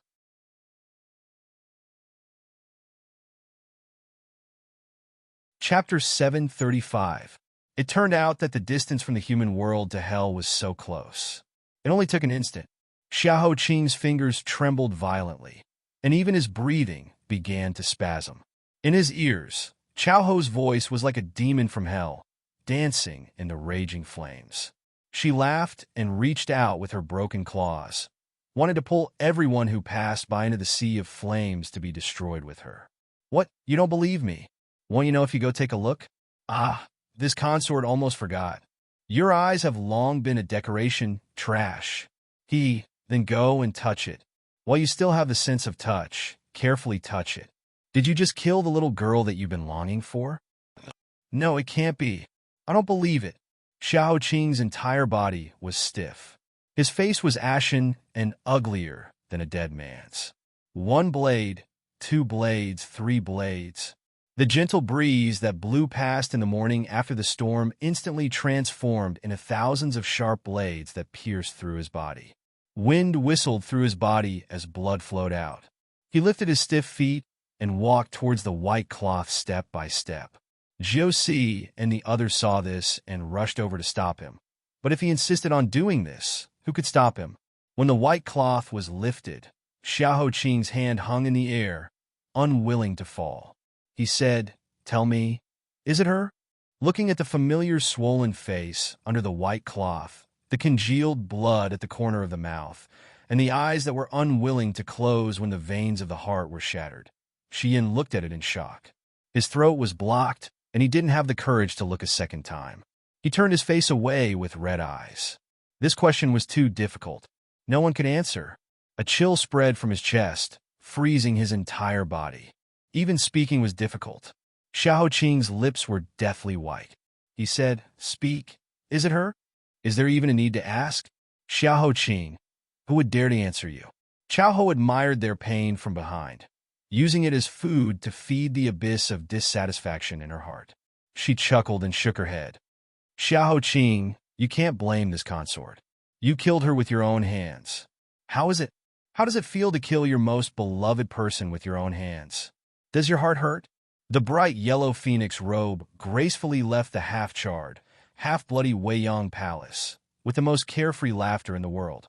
Do you know what this is called? Life is worse than death. Every day you're alive, you'll sink into boundless regret. After you die, you'll be too afraid to see her. You'll constantly struggle between life and death, unable to free yourself for all eternity. How does this feel? This consort left this girl alive for this moment. This is this consort's greatest revenge against you. Ha! The string in Xiao Qing's heart snapped with a bam. His hands uncontrollably searched the corpse's face, trying to find evidence that she wasn't. But, Xiao Qing suddenly spat out a mouthful of blood. A pair of hands rushed over to catch him. Tianwen shouted. No, Shizi, don't be fooled. This isn't Lady Ning. Her Majesty is lying to you. It's true. Tianwen, swear with my life that it really isn't her. If I'm lying, then let the heavens send down heavenly lightning and let me die a horrible death. Shizi, you know that I'm most afraid of death. Believe me. But it was too late. 2 streams of blood slowly flowed down from the corners of Xiahou Qing's eyes. He suddenly opened his unfocused eyes and drew a sword, slashing back at the living people around him. His expression was deranged and his eyes were bloodshot. He had completely lost his mind.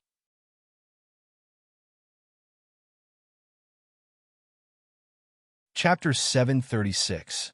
Xiahou Qing, the crown prince of the Nanping mansion, suddenly suffered from soul detachment after entering the palace. He became delirious and became a bloodthirsty demon. In one night, he killed 87 people in the Weiyang Palace. The youngest among them was less than 12 years old. She was a little palace maid who had just entered the palace. Blood flowed in the Weiyang Palace. His Majesty and the Empress immediately sent palace guards to capture him after receiving the news. However, they were still a step too late. Xiahou Qing broke into the floating Jade Palace, which was closest to the Weiyang Palace, and cut off concubine Qi's head with a sword. For a moment, the entire city was in a storm. Oh my God! Even Imperial concubine Qi was killed? That's not an act, he's really crazy. What about now? Where is he now? Where is His Majesty?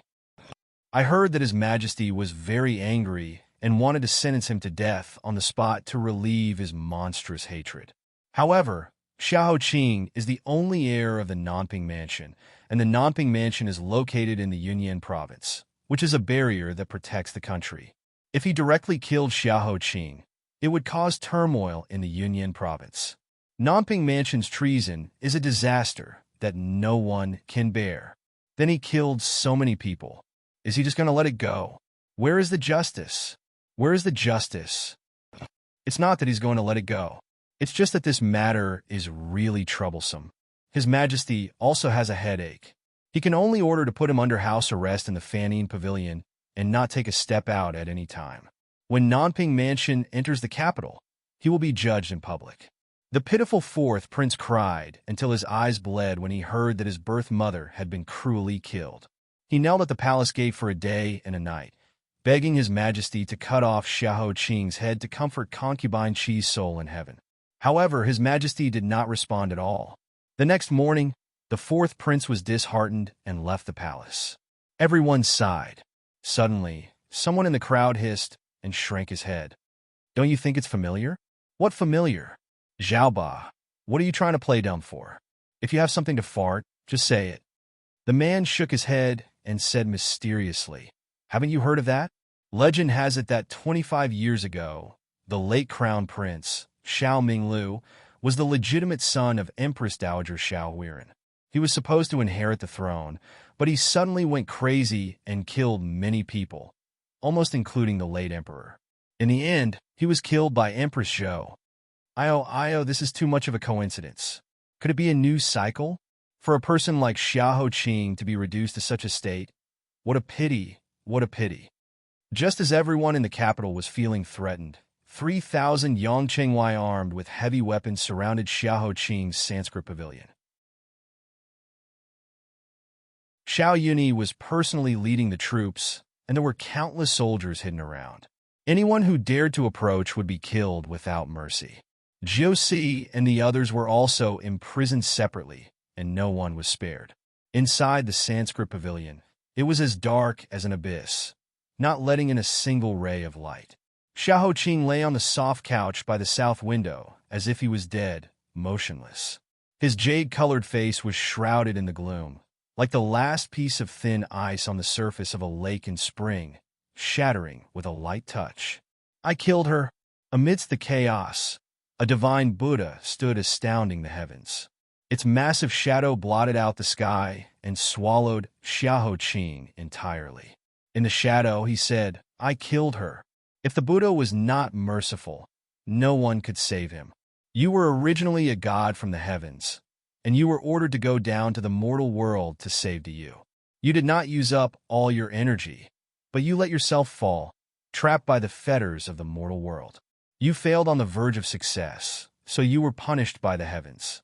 I didn't expect you to not repent after hundreds of years and dare to violate the rules of heaven again, tamper with the cycle of reincarnation, and completely overturn the order of the mortal world. You are really stubborn. If you can repent in time, I can still plead for mercy on your behalf on account of your past merits. If not, your bones will be set ablaze, your soul will be destroyed, and you will never be able to reincarnate. Think carefully.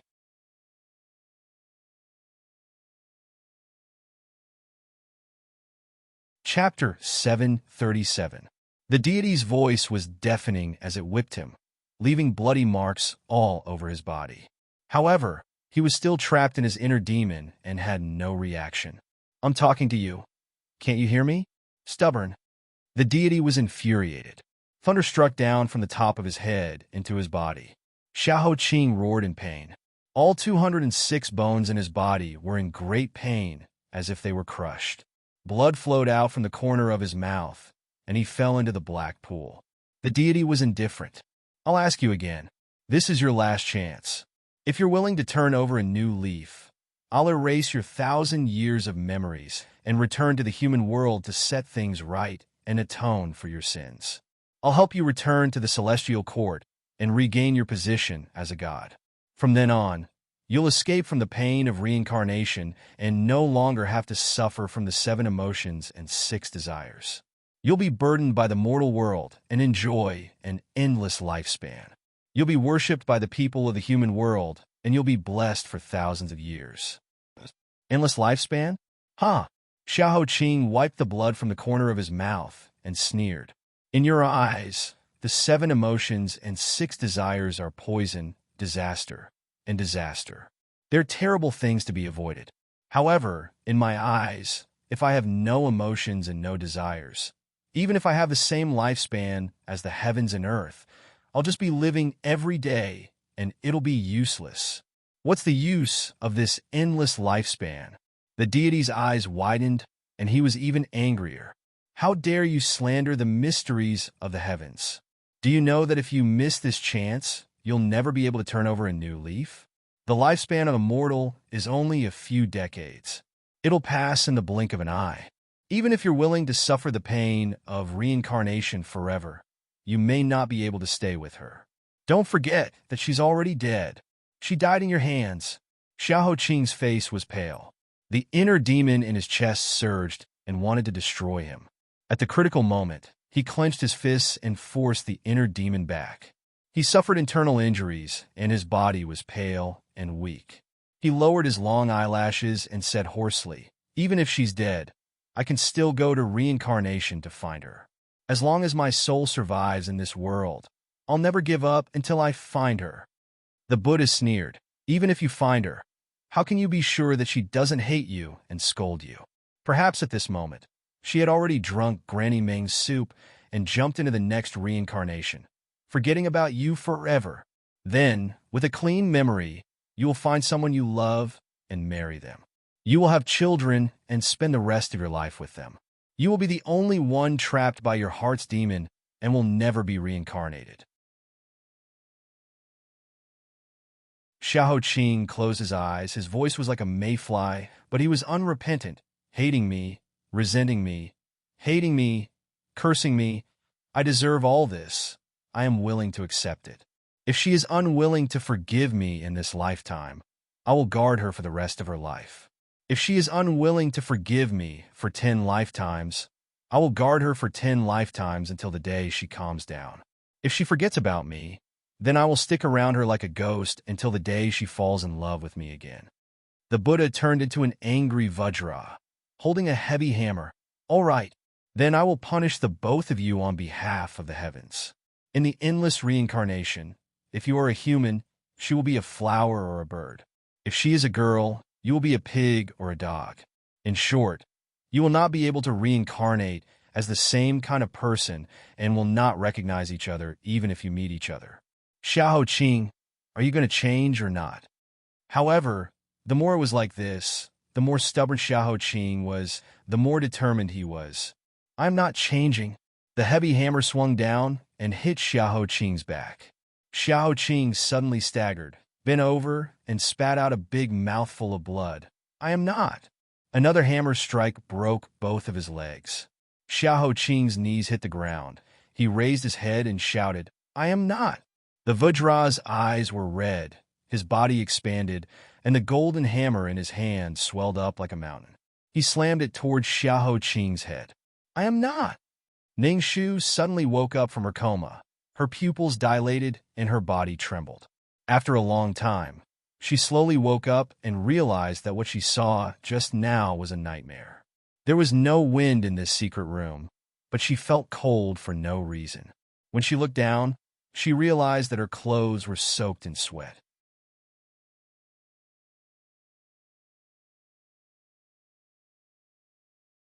Chapter 738. Shuer, what's wrong? You look so pale. Did you have a nightmare? Or is it too stuffy in the secret room? I'll get someone to send some ice over. The door to the secret room opened, and a person walked in. Seeing Ning Shu's pale face, Xiao Yuni frowned and strode to the bed to wipe her sweat. Her hands were cold when he touched them. "Why are your hands so cold?" "They're all sweaty." "Did you have a nightmare? What did you dream of?" Ning Shu regained her senses and pulled her hands back, looking down. "Nothing. I just dreamed of some scenes from solving cases in the past." Perhaps it was because she had a weakness in her heart that she did not dare to say some words even though she knew it was a dream, afraid that it would become real once she said it. "Really?" Xiao Yuni stared at her evasive expression and did not ask more. He glanced at the dried food on the small table and his expression darkened. "Shu, or you didn't even touch the food today. Are you planning to go on a hunger strike to fight me to the end? Do you think I can't do anything if you don't eat? I'll feed you myself." He picked up the cold rice bowl and forced it into Ning Shu's mouth. Ning Shu clenched her teeth and refused to swallow a grain of rice. Even if Xiao Yuni pressed her acupuncture points and forced the rice in her mouth, it was useless as long as she refused to swallow it. The extra rice kept falling out of her mouth, and Xiao Yuni's expression darkened. "Do you think you can scare me by going on a hunger strike? Do you think you're still the same as before, occupying a place in my heart? Do you think I'll compromise even if you starve to death?" "Ning Shu, you underestimate me." Xiao Yuni slammed the rice bowl on the small table and turned to leave. However, when he saw Ning Shu's chest heaving up and down weakly and how her face had become so thin and pale in just a few days, he closed his eyes angrily and threw his robe down. He turned back to Ning Shu and bent down to pinch her chin. "Ning Shu, you're good. You're very good. Don't you want to know what happened to Xiao Qing?" When she heard the name Xiao Qing, Ning Shu's eyes that had been closed finally opened. She looked at him anxiously with her bright, black, watery eyes. She was extremely urgent. Being stung by that gaze, Xiao Yuni felt a slight pain in his heart, as if someone had inadvertently stabbed him with a knife. He unsealed her acupoints and laughed coldly at himself. "As long as you're willing to take the initiative to eat this bowl of rice, I'll tell you about Xiao Qing's current situation. You'd better hurry up, or my patience may run out." Ning Shu didn't even have the time to speak before she nodded her head repeatedly. She picked up the bowl of rice and stuffed it into her mouth. The rice had been delivered 4 hours ago, so the water on the surface had long dried. Every grain scraped against her throat like gravel, but she didn't feel it at all. She forced the rice down her throat as fast as she could, as if she was afraid that she would lose the opportunity to obtain Xiao Qing's information. Soon, the rice that Xiao Yuni had spent so much effort to feed her was all eaten by her. "I want to know what happened to him. Tell me how he is now." Looking at the empty bowl, the cold smile on Xiao Yuni's face deepened. He said lightly, "Nothing, he's still alive. But he's almost living a life worse than death." Ning Shu's heart fell. "What do you mean? What are you talking about? What happened to him? Or the Empress?" Staring at her heartbroken expression for another man, the wound in Xiao Yuni's heart became even bigger. The strong pain and unwillingness stirred within him, making him jealous and angry. He felt a strong sense of revenge, wanted to take revenge on her with all the pain in his heart and let her have a taste of what it felt like to be in his heart. So he narrowed his eyes and laughed coldly. It's not that Mother hurt him, it's him. After he, Xiao Qing, killed someone, he broke down as he wished. Take a guess. Who do you think he killed?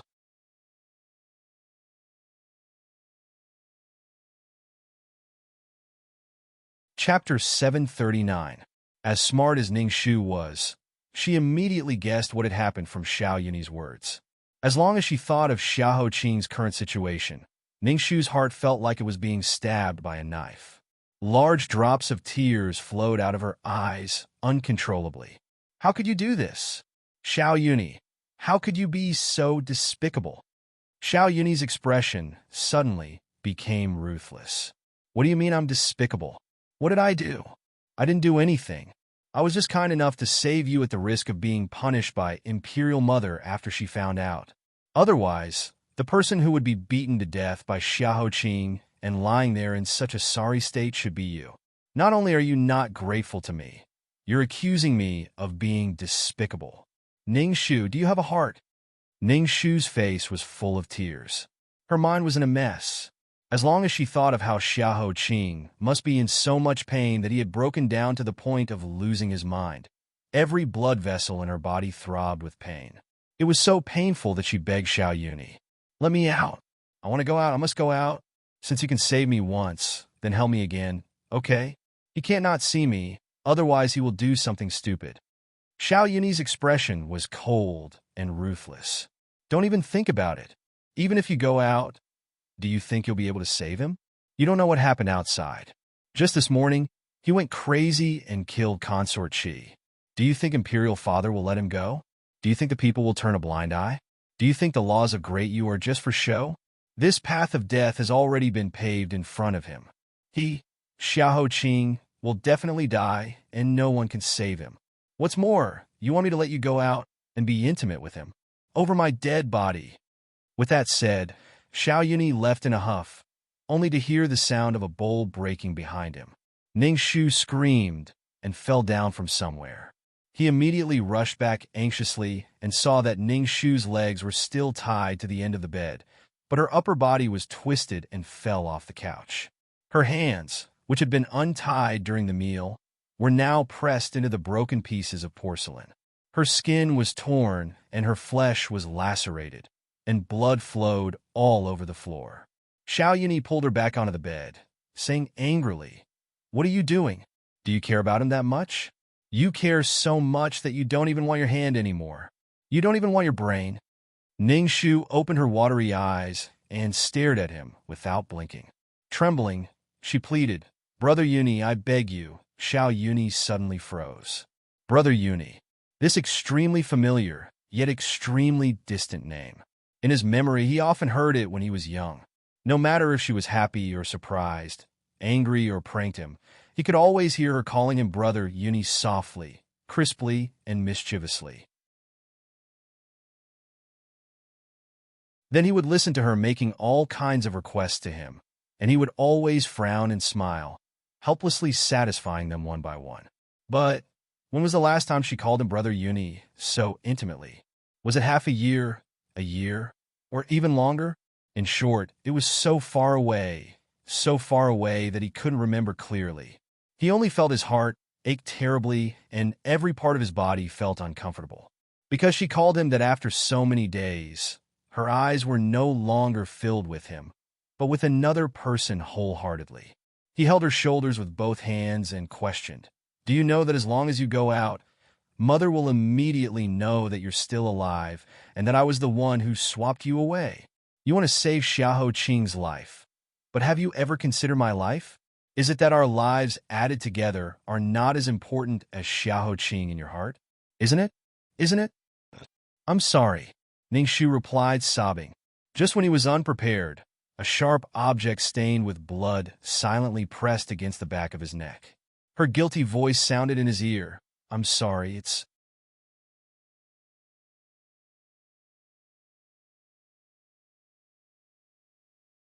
Chapter 740. When he heard that resolute yes, Xiao Yunyi's pupils constricted uncontrollably. "So, What you did just now was all an act. How dare you use yourself to plot against me? Ningshu knew that she was being very cruel, but now that things had come to this, there was nothing else she could do. Okay. Xiao Yuni closed his eyes in self-mockery. Today, I finally know what it means to kill without spilling blood. I can't be compared to you in terms of being heartless. I was blind to think that we could return to the past. Stupid without knowing it. The corners of his eyes turned red. After he was done mocking himself, he opened his eyes, the sadness in his eyes completely replaced by fierceness. He bared his sharp canine teeth, like a beast ready to bite and eat. He laughed coldly. Since you've come to this, then don't blame me. After he finished speaking, before Ningshu could react to what had happened, a shadow suddenly flashed past the entrance of the secret passage. She felt a sharp pain in the back of her hand, and the broken porcelain in her hand fell to the ground. Ningshu gripped her trembling wrist in pain. She raised her head subconsciously and saw a figure she never would have thought would appear here. For a moment, Ningshu couldn't believe her eyes. Was she in a nightmare? Or was she accidentally drugged with some drug that made her delirious? Otherwise, why would she see this person? This was too funny. It was impossible. Impossible. She didn't believe it. So she really laughed out loud. She laughed so hard that she even cried. Hearing her laughter, that person shrank back instinctively, wanting to turn around and hide immediately. However, when she met Xiao Yunyi's gaze, she had no choice but to stand still and face Ningshu's piercing gaze. Forsythia, greetings to Miss. Hearing her introduce herself, Ningshu's laughter stopped abruptly. My good Forsythia, it's really you. When you were 4 years old, your parents died, and you sold yourself to bury your father. You wandered the streets. When you were 6 years old, you became seriously ill and hid in a cage. Mama Lu pitied you and took you into the mansion as a servant. Since you were 7 years old, you have been serving me. To be fair, where did our Ning family not treat you well? I even thought of you as the most trustworthy person by my side, but I didn't expect that the ghost hiding by my side in the end would be you. Of course, a fine bird chooses a tree to perch on, and a virtuous subject chooses a master to serve. This is your personal choice, and I have no right to blame you. I only have one question for you. That day when the Qixi Lantern Festival ended, you led Ji and the others back to the residence. Do you know what happened after that? Forsythia was so ashamed that she could not raise her head. Her eyes were red. Tell me. Lian Xiao squeezed out each word from her throat with great difficulty. Every word she squeezed out felt like it was scraping her own throat. I know. Your Highness had previously sent someone to send me a message, but slap. A slap with thick blood landed on her face ruthlessly. Ningshu's wrist trembled. There was nothing sadder than a dead heart. No buts. You knew your master's plan. You knew what would happen once they returned to the residence, but you still led them to hide in Tianshui Alley and watched them die one by one in your master's hands. Forsythia, I don't ask you to be grateful to the Ning family, but Bai Xiao and the others grew up with you all these years. There was also Mama Zhang, Uncle Lu, and Mama Lu who pitied you and brought you back to the residence. How could you bear to do that? How could you bear to do that?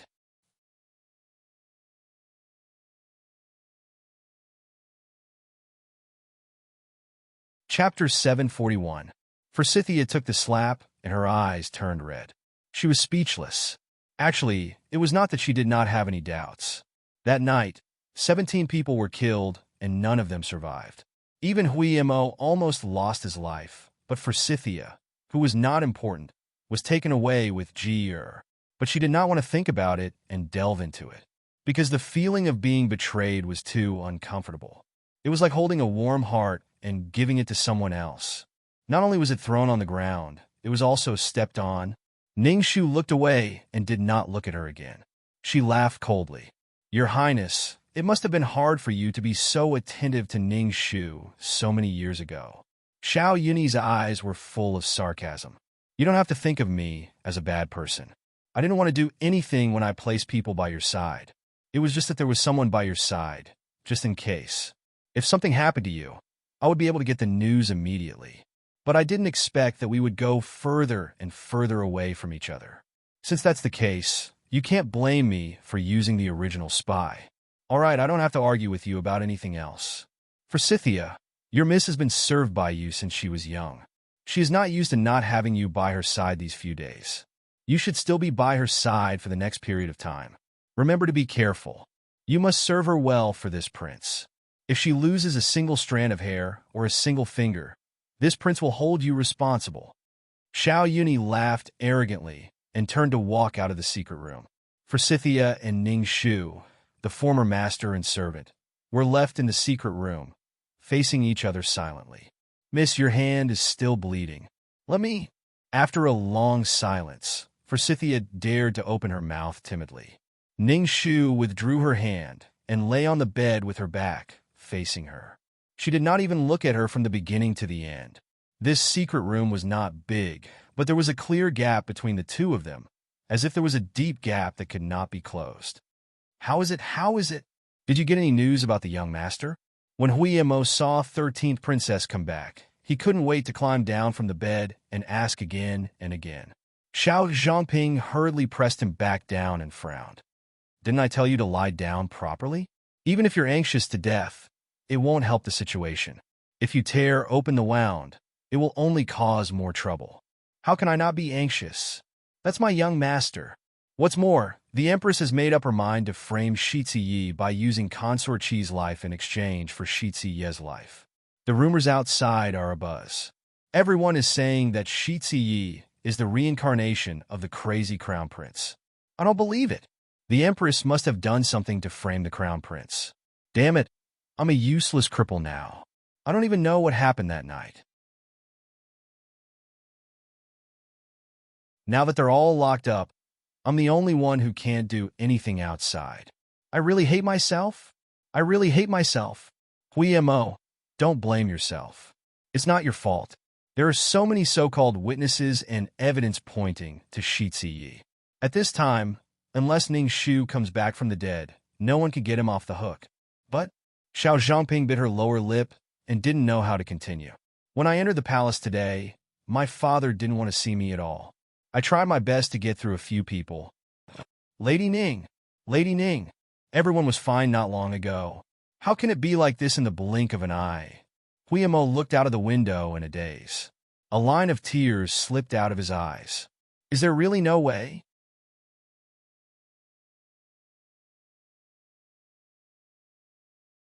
Chapter 742. For 3 whole days, Ning Shu didn't even drink a drop of water, let alone a grain of rice. No matter what Forsythia said or did, even if she knelt down and begged, she didn't respond. Miss, you can't do this. Otherwise, you can't stand it before child Xiaoho does anything. Ning Shu didn't move at all, as if she didn't exist. Forsythia was so anxious that she kowtowed again and again. She said with tears in her eyes, I know you hate me, but you can't vent your anger on your body. How about this? As long as you are willing to eat, I will slap myself until you calm down. Before Ning Shu responded, Forsythia raised her hand and slapped herself hard on the face one by one. She used so much strength that every slap made a crisp sound and left a deep handprint on her white face. 5 slaps, 10 slaps, 20 slaps. Until she finished slapping herself 30 times, Forsythia's mouth was bleeding. She couldn't look at her face at all, and even her fingers were trembling. However, Ning Shu was still indifferent. Instead, she raised the corner of her mouth slightly and said sarcastically, You and I are no longer master and servant. My life and death have nothing to do with you. You don't have to be so pretentious. Even if you beat yourself to death, I won't feel sorry for you. Instead, I will feel happy. Because of the lack of water, Ning Shu's voice was weak and determined. She had always been herself. She would rather die than live in dishonor. Forsythia's face was swollen, and her head was swollen because of the pain. But she had to continue to lower her head and swallow her anger. But if you die, His Highness won't let me go. Yesterday, he warned me that if I can't let you eat today, he will punish me severely. Please take into account that Lien Xiao has served you for so many years and spare this servant's life. I beg of you. Ningshu laughed and said happily, "That's even better. In the future, we will go to the netherworld together to see Baishao and others. We will have a companion. Ha ha, I just don't know if you'll have the face to do so after seeing them." Hearing her say this, Forsythia suddenly raised her head with a fierce look in her eyes. She climbed up from the ground and coldly looked at Ningshu's back. "Miss, this servant has begged you for so long, but you didn't even blink. It seems like you are determined not to let this servant have an easy time. Since that's the case, instead of worrying about you dying at any moment and Sixth Highness coming down to kill me, why don't I grant you your wish first and end all troubles? Anyway, I heard that Heir Xiahou is in a critical situation. I'm afraid he doesn't have many days left to live. I'll be kind and send you to hell to be a pair of lovebirds." When the villain reached the end of his rope, he finally peeled off the human skin. "What are you doing?" A chill rose from her back, and Ningshu wanted to dodge instinctively. However, she had not eaten for days, and her body was hollowed out little by little. She did not even have the time to turn back to see what the knife that stabbed into her body looked like. She only felt a chill on her back, and a hot liquid was brought out from her body, splashing onto the bed like a splash of ink. At first, she did not feel any pain, only numbness. Then the second and third knife stabbed into her body. Her pupils constricted, and she opened her mouth wide to squeeze out a weak cry from her throat. Ah! The splashing ink stained the mattress, and there was no sound at all. By the time Xiao Yuni arrived, following the sound, the secret room was already filled with the thick smell of blood. He froze for a moment before he kicked Forsythia, who was covered in blood. "You evil creature! What did you do to my shoe?"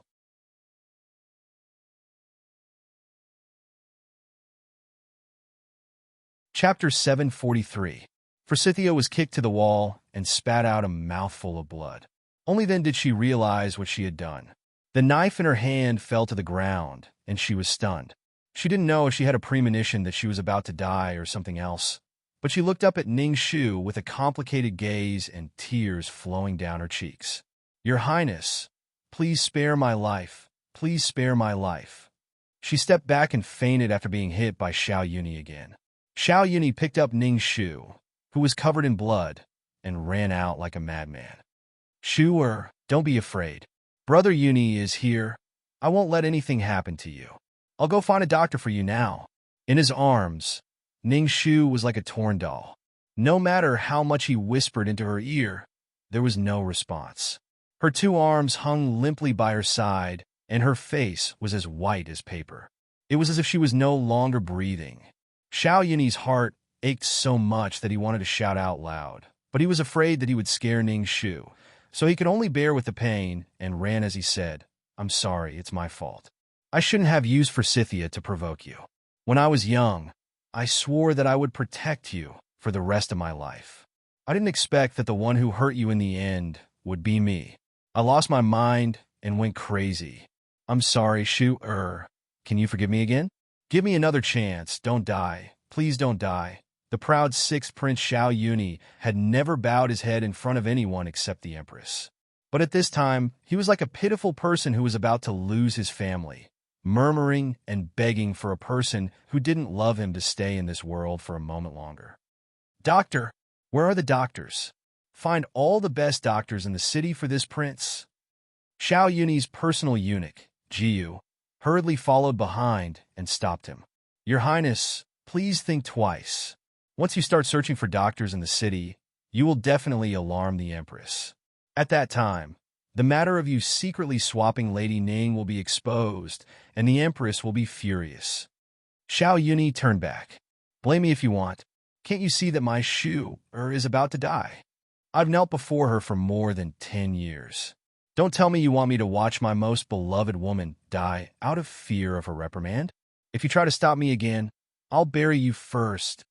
Jiu knelt on the ground and prostrated herself on the ground, crying, "I know you have been holding a grudge against Miss Ning for many years, but Your Highness, have you forgotten that since the last incident, Her Majesty's trust in you has been shaken? If it happens again, Her Majesty is likely to use it as an opportunity to make a big fuss. She may even turn against you and become enemies. What should you do then? So, what if you've endured and lowered your head for more than 10 years? A servant's life is cheap. His death is not to be regretted. There were many beauties in the world, but there was only one position, and that was Her Highness. Your Highness, I can't. Xiao Yuni, who was hugging Ning Shu, froze on the spot. His arms were trembling, and even his teeth were chattering. Ning Shu's breath in his arms was getting weaker and weaker, but the struggle in his heart was overwhelming, torturing him so much that he looked up at the sky and opened his mouth to scream silently. What to do? What to do? What should he do? Why was fate always so cruel to him, not allowing him to get close to even the slightest bit of kindness? Today, he finally understood why Ning Shu said that he could only choose one between her and the throne. There was no reason for her to let him have both. Perhaps this was fate. Both sides of the scale were filled with pain. He looked around, not knowing where to go. A teardrop fell from the corner of Xiao Yuni's eyes. He choked and hugged Ning Shu tightly, opening his mouth.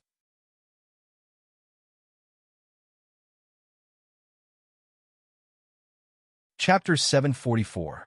Your Highness. Just as the eunuch was trying his best to persuade him, and Xiao Yuni was in a dilemma, Ning Shu, who had been lifeless in his arms, suddenly opened her mouth and said in an extremely weak voice, Brother Yuni, you don't have to worry about how to choose. I don't need a doctor, I just want... Sure, you're awake? Xiao Yuni didn't know whether to be happy or sad for a moment. His lips pressed against Ning Shu's forehead excitedly, and he was almost incoherent. That's great.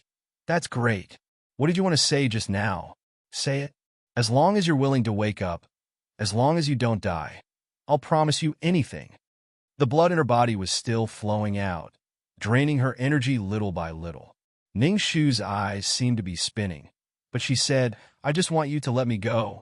Xiao Yuni's eyes were filled with disbelief. You still want to leave at this time? Do you want to die by Xiao Qing's side, even if you die? Ning Shu didn't have the energy to explain and let him think, repeating the obsession in her heart over and over again. Let me go. You promised me just now. Let me go. Under such great sadness, joy, and hurt, Xiao Yuni didn't know whether to laugh or cry, his facial features twisted. Yes, I promised you just now. I promised you. His expression changed, and he said angrily, but I didn't promise that I would do it. Ning Shu wasn't angry at him going back on his words, but smiled weakly and lowered her eyelashes that were even darker because of her thinness. She coughed softly and struggled out of Xiao Yuni's arms, leaning against the cold wall beside her. Your Highness still has a childish temper, but this time, no matter if your Highness is happy or not, you have to help my daughter. Maybe your Highness can try to check the major acupoints in your body and see if there's any stagnation and weak feeling in your steps. If so, then it means that the medicine I gave you is starting to work. Thank you, Your Highness, for not putting up your guard against me just now. For a moment, Xiao Yuni was dumbfounded. As smart as he was, he quickly understood what Ning Shu meant. He looked at her in disbelief, as if he never knew her. That bitch colluded with you? So, this is a show that you're putting on for me? Ning Shu, you actually tricked me to this extent. Where is that bitch who betrayed me? You drag her out and kill her. Those who betray me will not have a good ending. Ning Shu felt a little dizzy.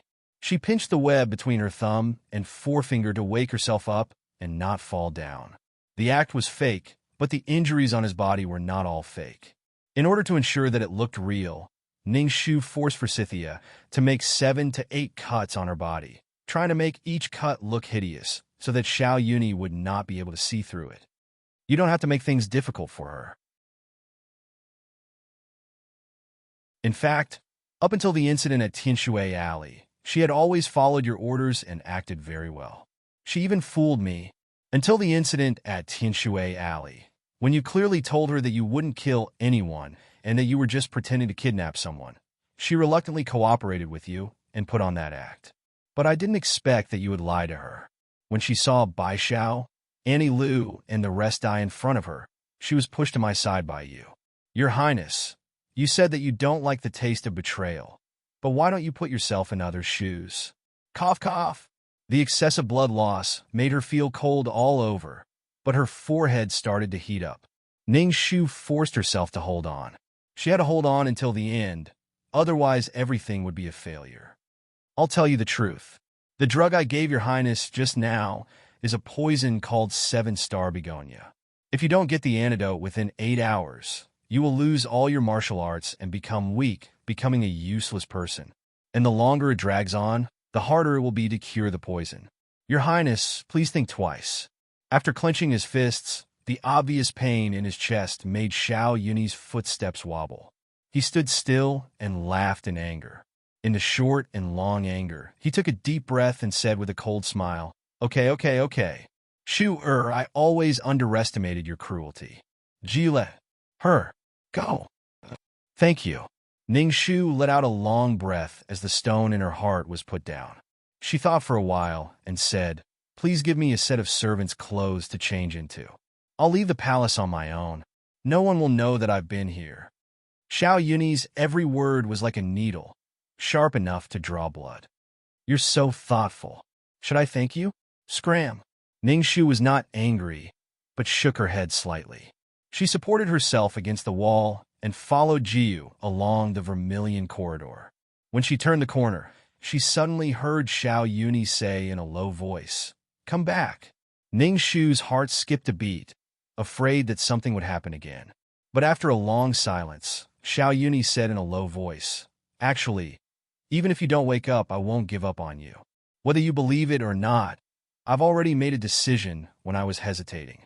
Even if I have to risk falling out with Mother, I won't watch you die in front of me. Because he stopped in the middle of his words and turned to leave. Forget it, you won't care anyway. Scram. Don't appear in front of me again. Ning Shu turned back to look at his departing figure. For a moment, her emotions were tangled and incomparably complicated. In the end, she bit her lip and said softly to his back, I hate you, but thank you.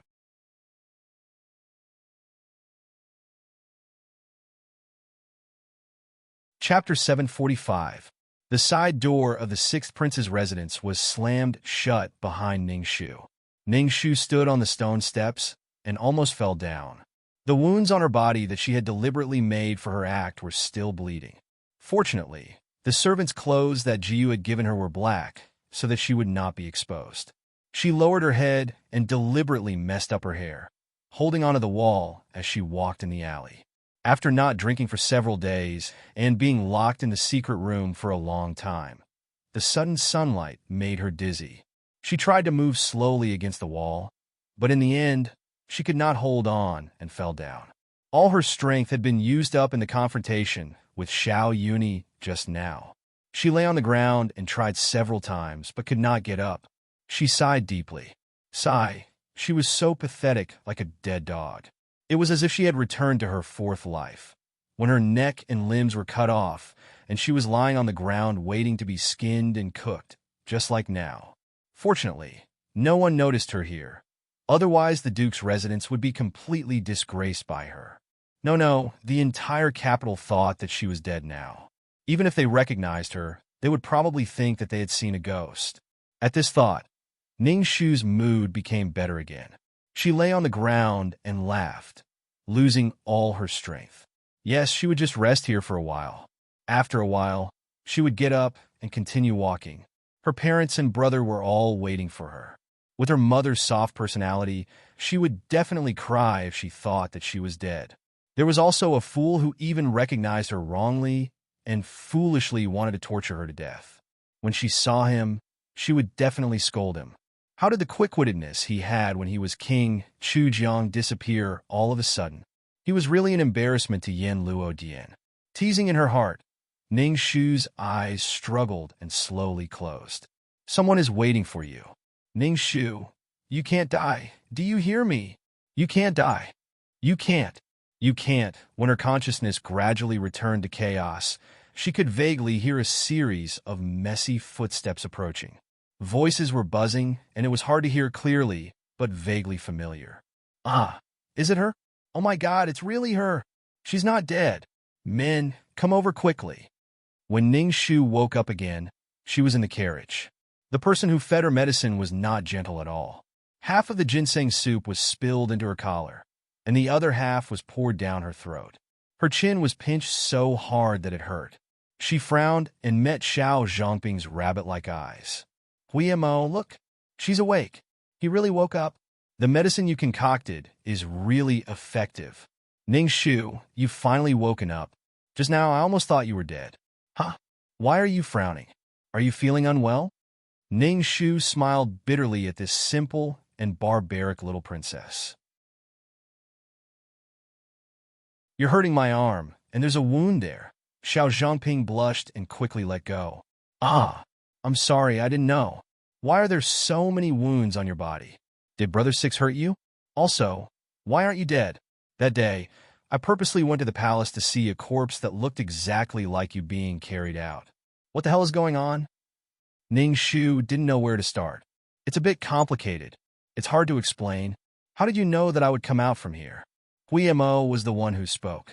When he saw Ning Shu, his eyes were red and he cried with joy. Forsythia sent us a letter before she went missing. She asked us to wait near Prince Six's mansion. She said that we might meet someone, but she didn't tell us who we were waiting for and when. We were very confused, but we thought that since things had already come to this, we might as well try our best. We didn't expect that we would meet you here. That's great.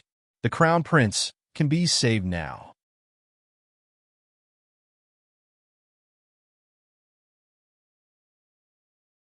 Chapter 746. Ning Shu looked at him with a smile and said, Are you crying because your Shitsi can be saved? That's too heartless. Of course not.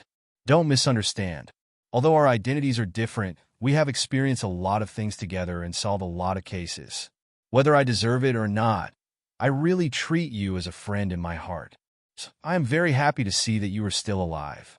Really, I am happy from the bottom of my heart, and I am even happier that you can save my Shitsi.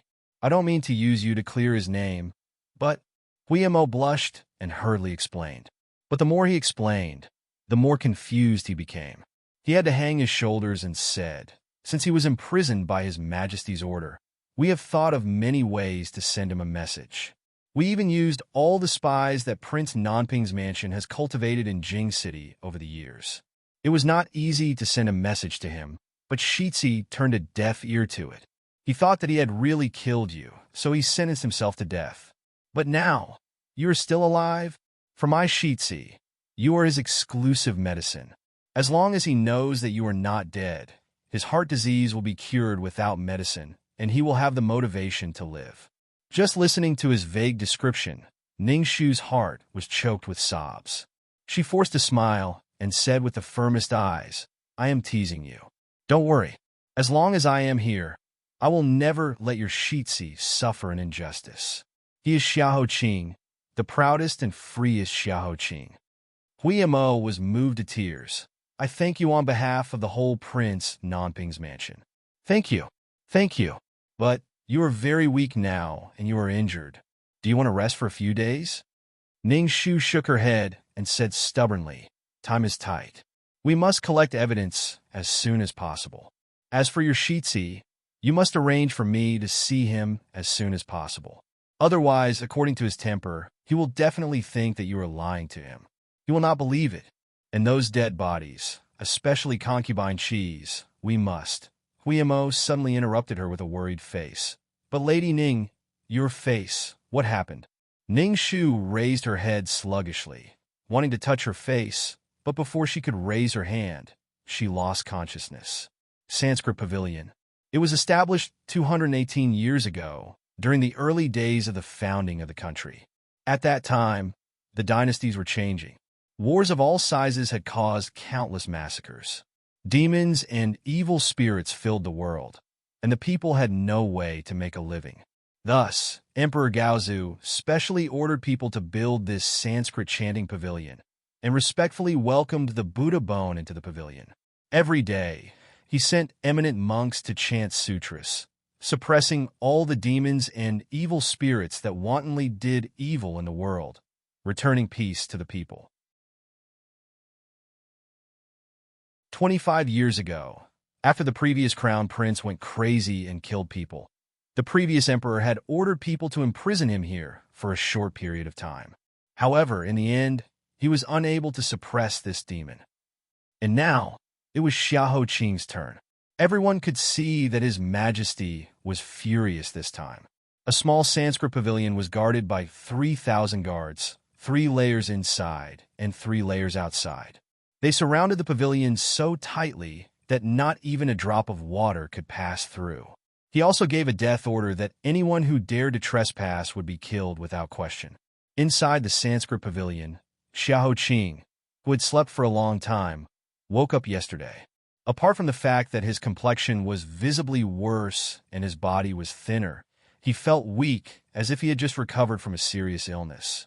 People did not even dare to blink, afraid that if they blinked, the jade in front of them would shatter. Ever since he woke up, he ate and drank some water, but he didn't say a word. Then he asked for a game of chess and placed it on the small table under the window. The distinct black and white pieces were faintly considered between his fingers as they quietly landed on the chessboard, forming 2 distinct rivers.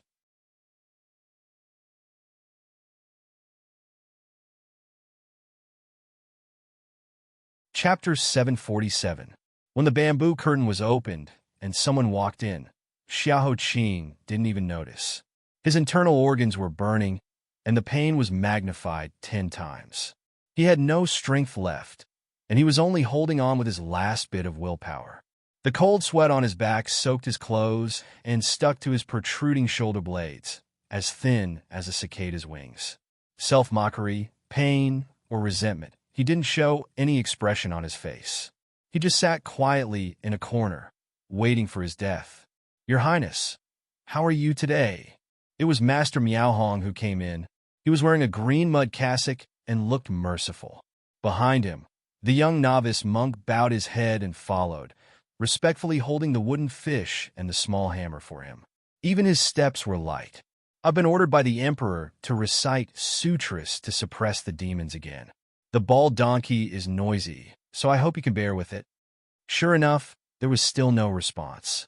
Miaohong smiled and waved to the young novice monk next to him. Just like a few days ago, he chose a corner and sat opposite Xiahou Qing. He closed his eyes and began to recite sutras. The young novice monk stood behind him obediently and accompanied him by knocking on the wooden fish. This was the top floor of the Sanskrit pavilion.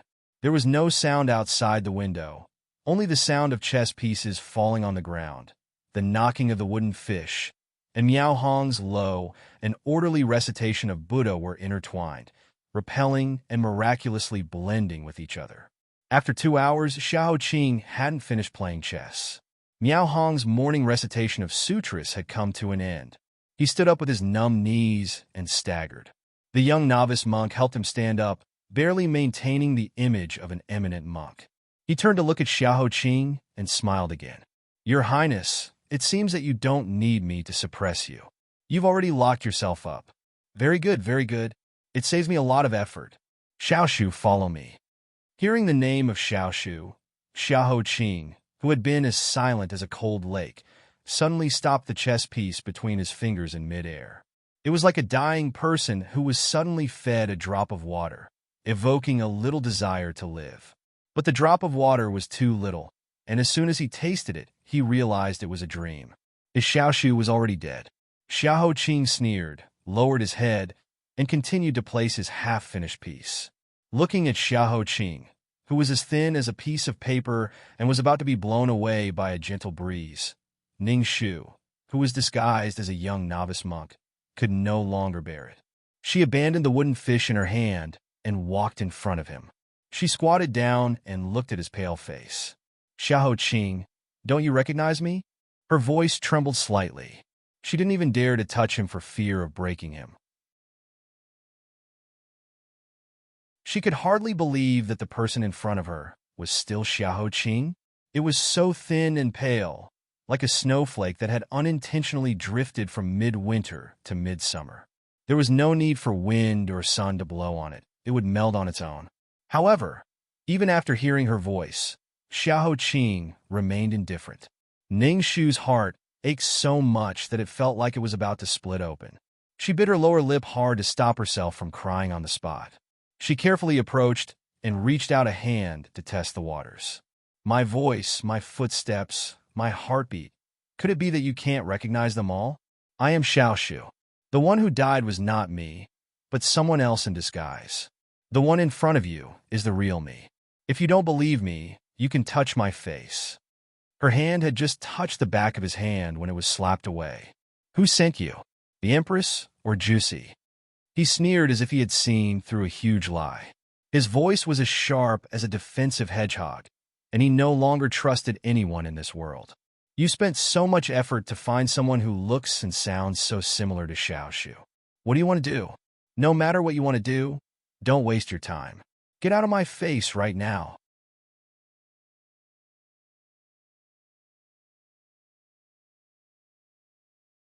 Chapter 748. Seeing him like this, the tears in Ning Shu's eyes suddenly burst. Xiao Qing, touch me. I really am Ning Shu, the living Ning Shu. Not the Empress, not Josie, not anyone's arrangement. I am me. The Ning Shu who almost had her neck broken the first time you met. The second time, she dared to barge into the royal palace to make a deal with you. She stole your jade pendant, spread rumors about you, swindled money from you, and fell in love with you.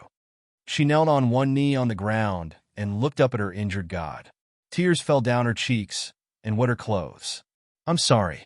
I acted on my own this time. I didn't listen to your advice and went to find the Empress. I put myself in danger and gave her a chance to hurt you. I'm sorry. Can you forgive me this time? Listening to the familiar voice beside his ear, soft, firm, and with such a heavy sobbing tone, his heart was twisted, and even his internal organs were being torn apart. It hurt so much that even his wrist began to tremble. He threw down the chess piece in his hand and pushed her away. His voice was hoarse as he tried to suppress his emotions and make himself as cold as ice. Don't waste your breath. I won't believe you. Ning Shu's tears came even harder. The more he pushed her away, the more she wanted to run towards him. She said in an incomparably domineering manner, You believe me. If you didn't believe me, you wouldn't have listened to me. We've experienced so many things together and solved one big case after another. Consort Nguyen, Southern Yan's envoy, Shui Ran, Old Princess Yu. Every time, we were surrounded by danger, but every time, we got closer and closer. I don't believe that you can't tell which one is the real me and which one is the fake me. Xiao Qing, I won't allow you to not recognize me. He never liked people crying in front of him. As soon as he heard those stammering cries, his heart was filled with disgust, and he retreated. There was only one person. As long as she shed a tear, the world would collapse. And now, she was crying again, clenching his fists tightly. He tried his best to persuade himself not to be fooled, not to fall into the trap again. The person in front of him was just like the dreams he had when he was asleep. They were all illusions. As long as he woke up, he would dissipate like smoke and disappear without a trace. However, the person in front of her was so real that even if it was just a dream, she wanted to sleep and never wake up. A dark mark slowly appeared on the black brocade in front of him. He said in a low and hoarse voice, The things you said, they all know.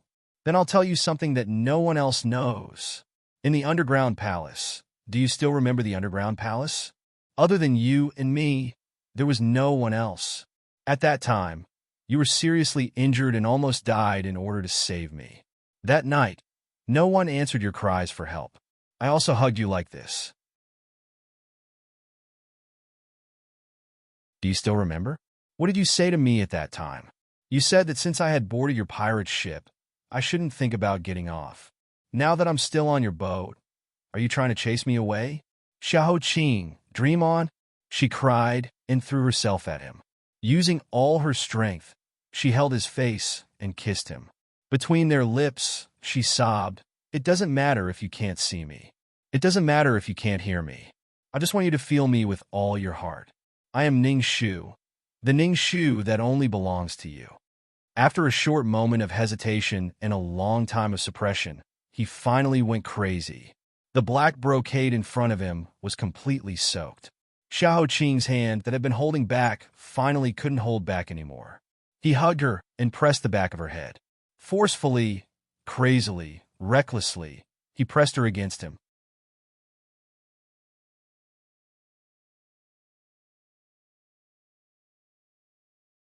Chapter 749. This kiss was so forceful, as if he was afraid that she was just a bubble in front of him. Once he let go, she would disappear. So he used all his strength to kiss her lips and hold her body. Even their souls wanted to fuse together. From then on, their flesh and blood would never be separated again. Ningxu's lips were numb from the kiss. She couldn't even breathe, but her tears flowed even more fiercely. They were like two fishes entangled together, helping each other in difficult times and relying on each other. Fortunately, Master Miao Hong had already silently retreated, leaving the room for the two of them to do whatever they wanted. When the kiss ended, the silk threads blurred. Xiao Qing bent his index finger and gently wiped the tears on her cheeks. He asked again, "Are you really Xiao Shu?" "Yes, I am. You're not lying to me?" "Yes, it's me. There's no one else but me." So, the darkness in his heart finally came to light. The arrogant heart demon was instantly shattered. Xiao Qing cried and laughed in an instant. It was such a loss of self-control, but it was so real. He touched the forehead of the person in his arms almost devoutly. "That's great, Xiao Shu. Thank you for not dying. Thank you." The second kiss was more natural. It was fiercer and gentler, until all their strength was exhausted, until they tasted the blood in each other's mouths. Their eyes were red and the tips of their ears were red. Only then did they reluctantly let go of each other. Ningxu's whole body softened into a puddle of water. Only by leaning on his body did she not let herself slip. At this moment, the distance between them was so close that even her out-of-control heartbeat could be clearly heard by the other party. She was utterly defeated, but she gladly endured it. When her breathing gradually slowed down and her reason slowly came back, Ningxu remembered that there was someone else. Her cheeks instantly turned red. She hurriedly got up from the other party, but because her legs were weak, she bumped into the other party's arms again. Her slender white neck just brushed against his lips, as if she had taken the initiative to deliver herself to him. Ningxu froze in place in an instant. She was at a loss. She clearly felt that something was budding. Xiao Qing's low groan drifted into her ears. His hand around her waist clenched extremely tightly, but in the end, he restrained himself and let go. The air was extremely hot. He said in a low voice, "Don't be afraid. Master Miao Hong has already left." She was stunned for a moment before she nodded and replied, "Yes." She secretly fanned herself with her hand to cool herself down so that she wouldn't look so pathetic. God knows, she almost couldn't stop herself from thinking. His low chuckle came from beside her ear. "Taking advantage of people's difficulties? Just like what you did when you barged into King Chu Zhang's palace?" Ningxu subconsciously widened her eyes. Her first reaction was to wonder if she had accidentally said what was on her mind. His second reaction was, "Do you remember what happened before reincarnation? Do you remember that you are King Chu Jiang?" Xiao Qing said, "I can't say that I remember everything. It's just that when I was asleep, some fragments flashed before my eyes." "Ningxu, what about your spells? Do you have a way to use them?" Xiao Qing shook his head. "Since I've already turned into a mortal body, naturally there's no way. Otherwise, the order of the human world will be in chaos." Ningxu nodded in understanding. "That's true. Since we've already fallen into reincarnation, we should deal with this life in front of us. The biggest trouble now is that you were framed to kill Concubine Qi. If you don't clear your name as soon as possible and clear your name, the consequences will be unimaginable. There's not much time left. Tell me quickly what happened that night."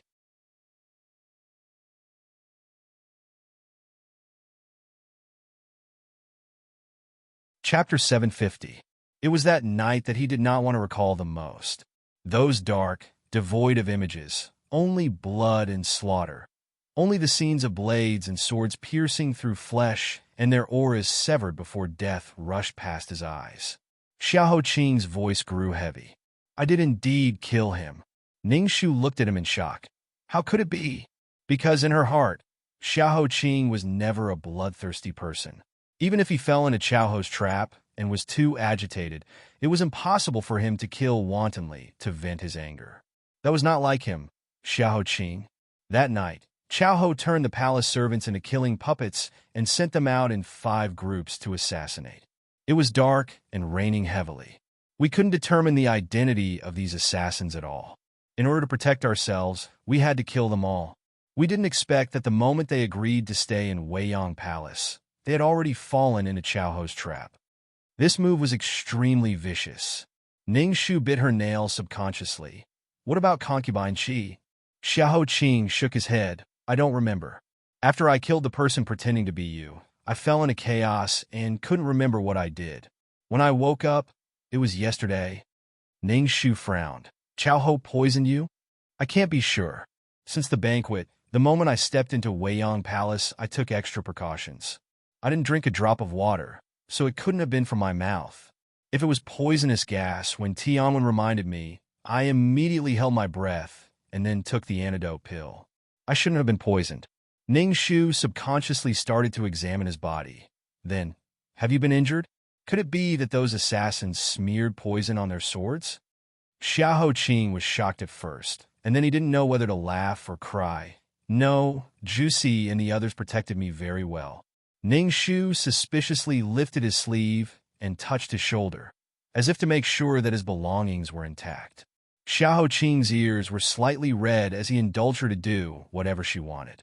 A light smile like spring water appeared on his lips. Ningshu checked for a long time, almost reaching into his clothes to feel, but she did not find any fresh scars. Looking at his messy clothes, she blushed and hurriedly straightened his clothes. But when her hand was about to touch his chest, it was caught by his hand and gently kneaded in the palm of his hand. Every finger was rubbed, ambiguous and lingering, making Ningshu's face burn. How did this guy suddenly become so good at it? It's simply annoying. She deliberately turned her head away and tried her best to ignore his little movements. She coughed and said, there must be something mysterious about this case. Also, even if the person who impersonated me was 80% similar to me, there would still be 1 or 2 slight differences. But the 4 of you were there at the same time. Even if 1 or 2 of you made a mistake, the others should have noticed some clues. Jiuxi was a cautious and sharp person who would check everything 8 times before doing it. Why didn't he notice anything? That didn't make sense. Unless... Xiao Qing finished her sentence. Unless the 4 of us were all drugged at the same time without noticing. Right. That's the only possibility. But then, what could it be? What was it that was colorless and odorless that could deceive the 4 of you at the same time? The 2 of them sank into deep thought. Then, a light flashed through their minds. Rainwater. Could it be that there was a problem with the rainwater? Xiao Qing nodded and said, that should be it. The only thing that could make all of us let our guard down and touch the same thing could only be that rainwater. Although I was in the hall the whole time, I accidentally inhaled a mouthful of poisonous smoke. In order to save me, Heaven's Inquisition tore off his inner clothes and soaked them in rainwater to cover my mouth and nose. It seems that the poisonous smoke was just a diversion. The real killing move was the downpour. The rain fell from high up, so Empress Chao must have done something. Ningshu sneered and said, such a scheme? It really took a lot of effort.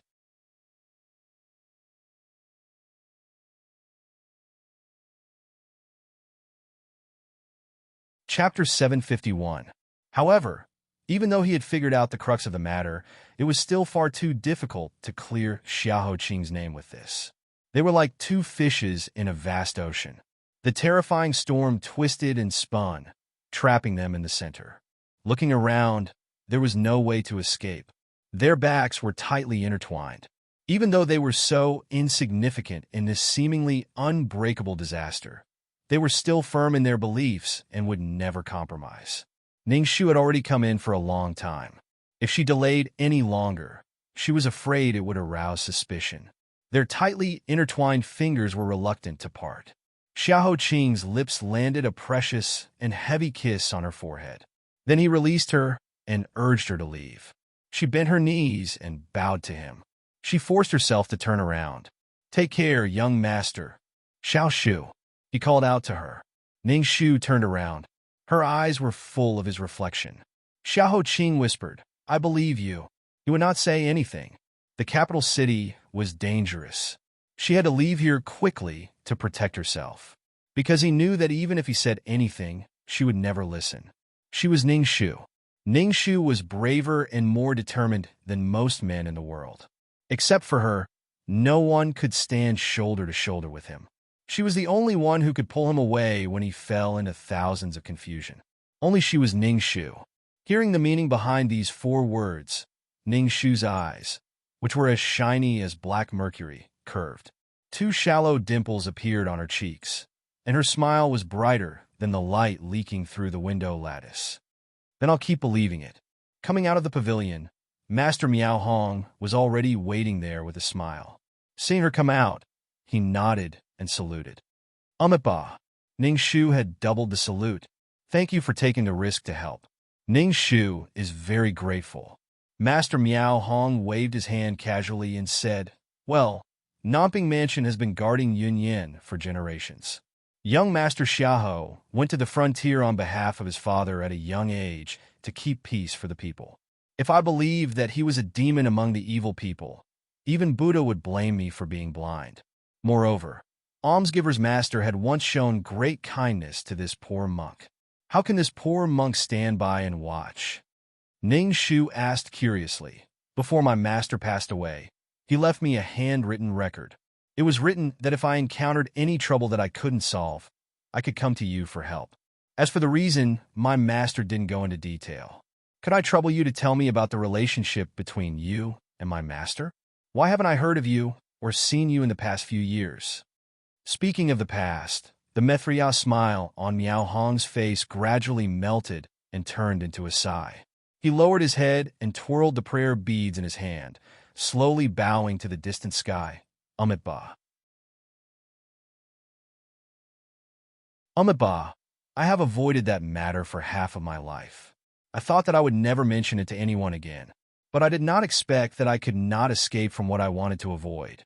As the only beloved disciple of Master Hui Ci, you should have heard her talk about the incident when she just came down from the mountain more than 10 years ago. That incident made her suffer the consequences of her kindness. She was imprisoned and almost sentenced to death. In the end, she parted ways with the person she trusted most in her life and did not see him until she died. Ning Shu was shocked. "You mean that Master received a girl's help not long after she left the valley? She tried to uphold justice for her, but fell into the trap and was framed? What is your relationship with that girl?" Miao Hong avoided her sight and bowed his head in shame. Every wrinkle on his face was written with regret.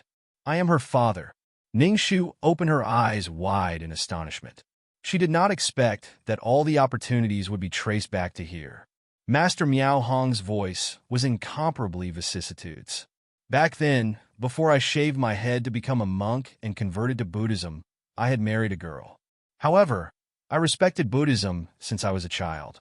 Marrying a wife and having children was never my wish to live a peaceful life of farming and happiness. Even after I got married according to my parents' order, I still could not get rid of that thought. So one night, I left a letter of divorce and quietly left the house and never returned. However, I did not know that my wife was pregnant with my child at that time. I did not know that in order to raise the child, she had suffered so much and even contracted a serious illness. Finally, the mother and daughter had to go on the wrong path. When I got the news and went back to my hometown to look for them, I found that a big mistake had been made. It was too late. I have practiced Buddhism for half of my life and thought that I could deliver all living beings from suffering. In fact, I am the source of the extreme evil. I am ashamed to face Buddha, to face my wife and daughter, and even to your master."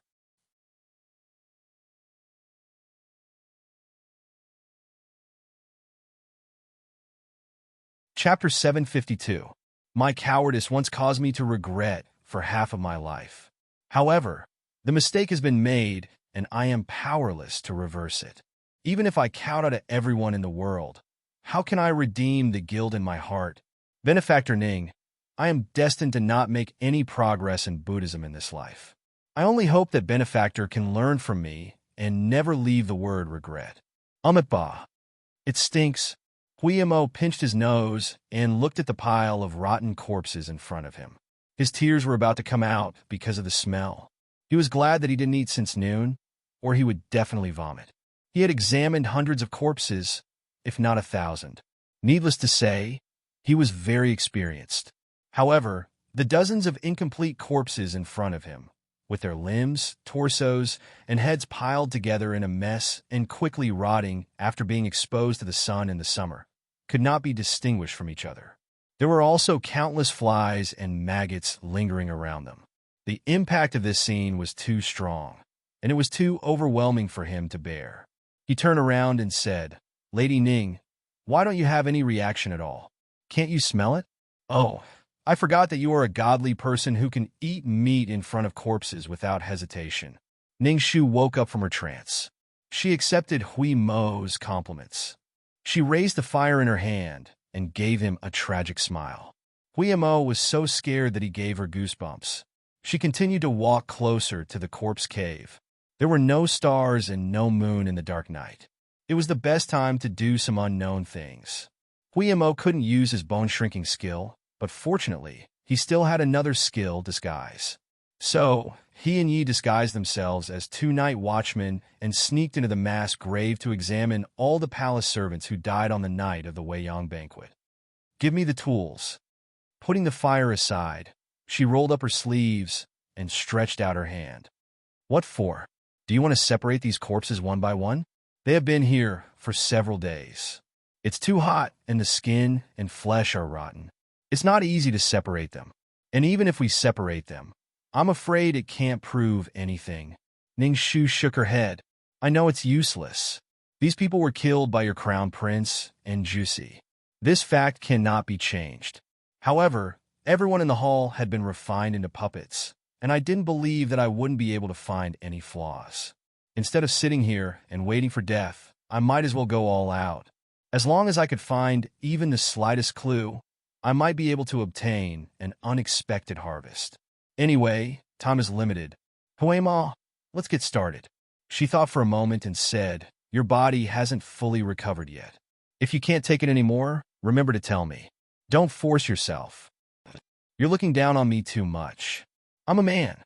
How can this little trouble trouble me? What's more, you're also injured. We're the same. Don't look down on me." Huiyamo rolled up his sleeves and said energetically, "Come on. Whoever vomits first will have to kneel down and call me ancestor." 2 hours later, Huimo's face was pale. He bent 2 fingers and knelt down in front of Ning Shu. "Ancestor, I admit defeat." Ugh! He flew to the corner and vomited. "Grandson, get up. You can rest aside. I'll finish these corpses soon." Ning Shu's forehead was full of sweat. She didn't have time to wipe it off. She concentrated on looking at the corpses all over the ground. When Huiyamo finished vomiting and came back, she was finally done. She straightened her aching waist and clapped her hands. "All right, let's begin. Let's see what method Chao Ho used to control so many people."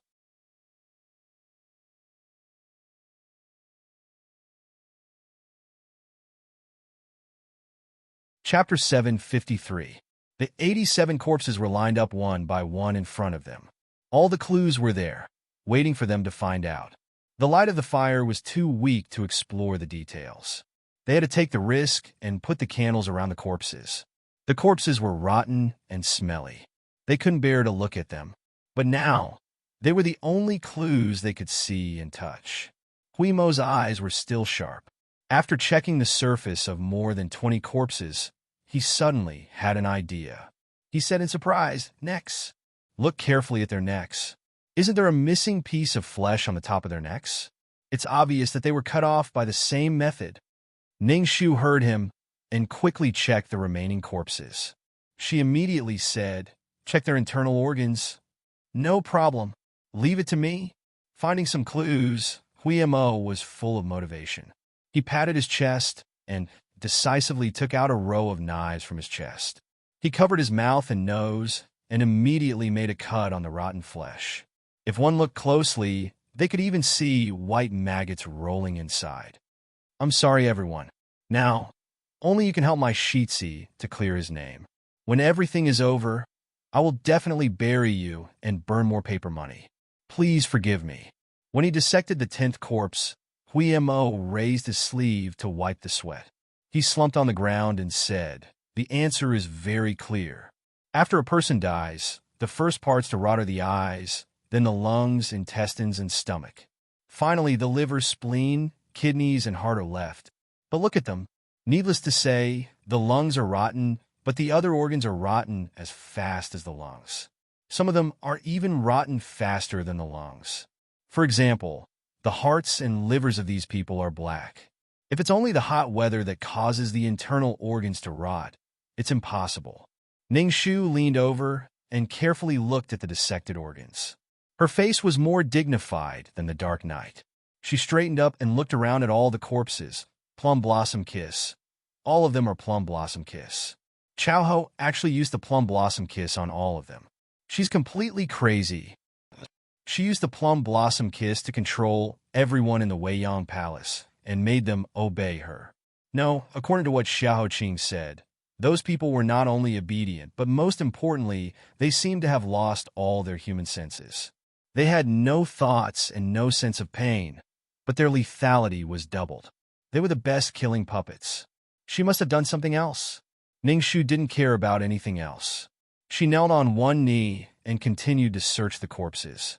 Finally, under the faint candlelight, she found silver needles in the hair of the corpses. Yes, it was these silver needles. He sealed their most important acupuncture points so that they wouldn't feel any pain. Instead, they would become bloodthirsty. Frightening. It was so frightening that it sent chills down one's spine. In the end, what were these people in her eyes? They were not human beings at all. They were just puppets and playthings that she controlled. Maybe they were not even comparable to the hairpin on her head that was decorated with gold and jade. Ningshu was so angry that her hands were trembling. She took out a handkerchief and carefully wrapped the specially made silver needles into the handkerchief and put them away. On the other side, Huima made a new discovery. He was holding a wriggling thing in his hand. He stood up in surprise and shouted, "Ah, look what I found! A living worm. It's not a maggot. It's a black and fat little thing. It's in this person's liver."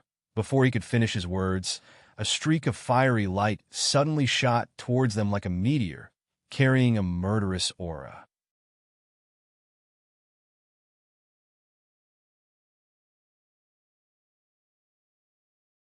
Chapter 754.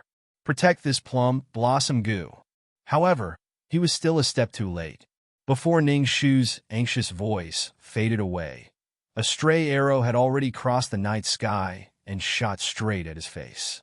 Huimo was shocked and subconsciously let go of his hand and dodged sideways.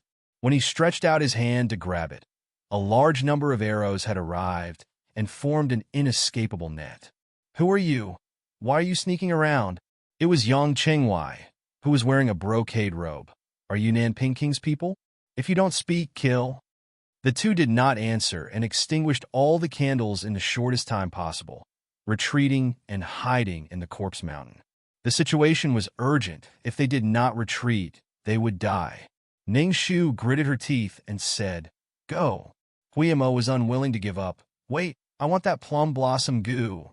However, they did not expect the other party to be so ruthless. A large string of fire arrows dripped with oil and quickly ignited the mountain of corpses. Then, buckets of oil quickly soaked the ground like water, as if they were preparing to burn them and the mountain of corpses to ashes. In the fire, Huimo saw that the goo worm that was still squirming was burned to death by the fire and curled up into a black ash. Ningshu felt like her heart was being pierced by a knife, but she had no choice but to drag him away. "It's all my fault. Why am I so useless?" He had clearly caught that goo worm, but he still lost it. "What's the use of me being alive? I deserve to die. I deserve to die. I deserve to die." Huimo squatted on a rock, holding his head in regret and slapping himself on the head, wishing he could beat himself to death to atone for his sins. Everyone knew the importance of that plum blossom goo. They had pursued it for many years, sniffing out its scent like a dog searching for its scent. They had missed so many cases along the way, not letting go of even the slightest trace. This was the first time they had captured a live goo worm. It was very likely to be the most powerful evidence to expose Empress Chow's true colors and reverse the verdict for his heir. But now he had lost it in his hands. How could he not blame himself and feel guilty? He was so vexed that he wanted to die. Ning Shu patted him on the shoulder and said, "Don't blame yourself. You can only blame these people for having such sharp noses. I'm afraid their eyes have never left this place. It's not your fault." And Ning Shu's eyes suddenly blinked playfully, and she took out a small box from her bosom. "Look, what's this?" When the box is opened, Huimo's eyes light up and he jumps up in surprise. What is this? Another plum blossom goo? Wasn't that one already dead? Where did you find it? Ning Shu took off her sweaty headgear and removed her disguise. She closed the box and put it together with the silver needles she had found before. She smiled and said, "This is all thanks to the Empress."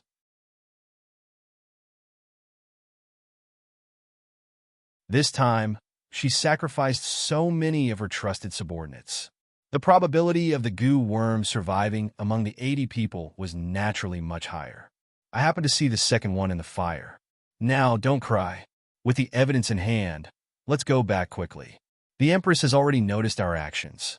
Next, they will definitely send more people to kill us. Let's not delay and run away. Huimo was so excited that his eyes were filled with tears. He looked at them as if they were treasures and nodded repeatedly. "Yes, yes, yes. You must not let the Empress catch you and expose that you are still alive. You are now the young prince's life-saving straw." Huimo couldn't wait to kneel down in front of her. He protected Ning Shu by his side like protecting a treasure. He looked solemn and vigilant of the surroundings. It seemed that he was ready to die for her at any time. Ning Shu shook her head and didn't know whether to laugh or cry. But when he didn't notice, she lowered her eyes and looked at the small box. Her smile gradually disappeared and turned into a complicated silent sigh. She seemed to have made a decision. Then she put away the box and raised her eyes, looking straight ahead with more determination. "If there is no way out in front, then I will use my own 2 paths to dig out a way out. So what?"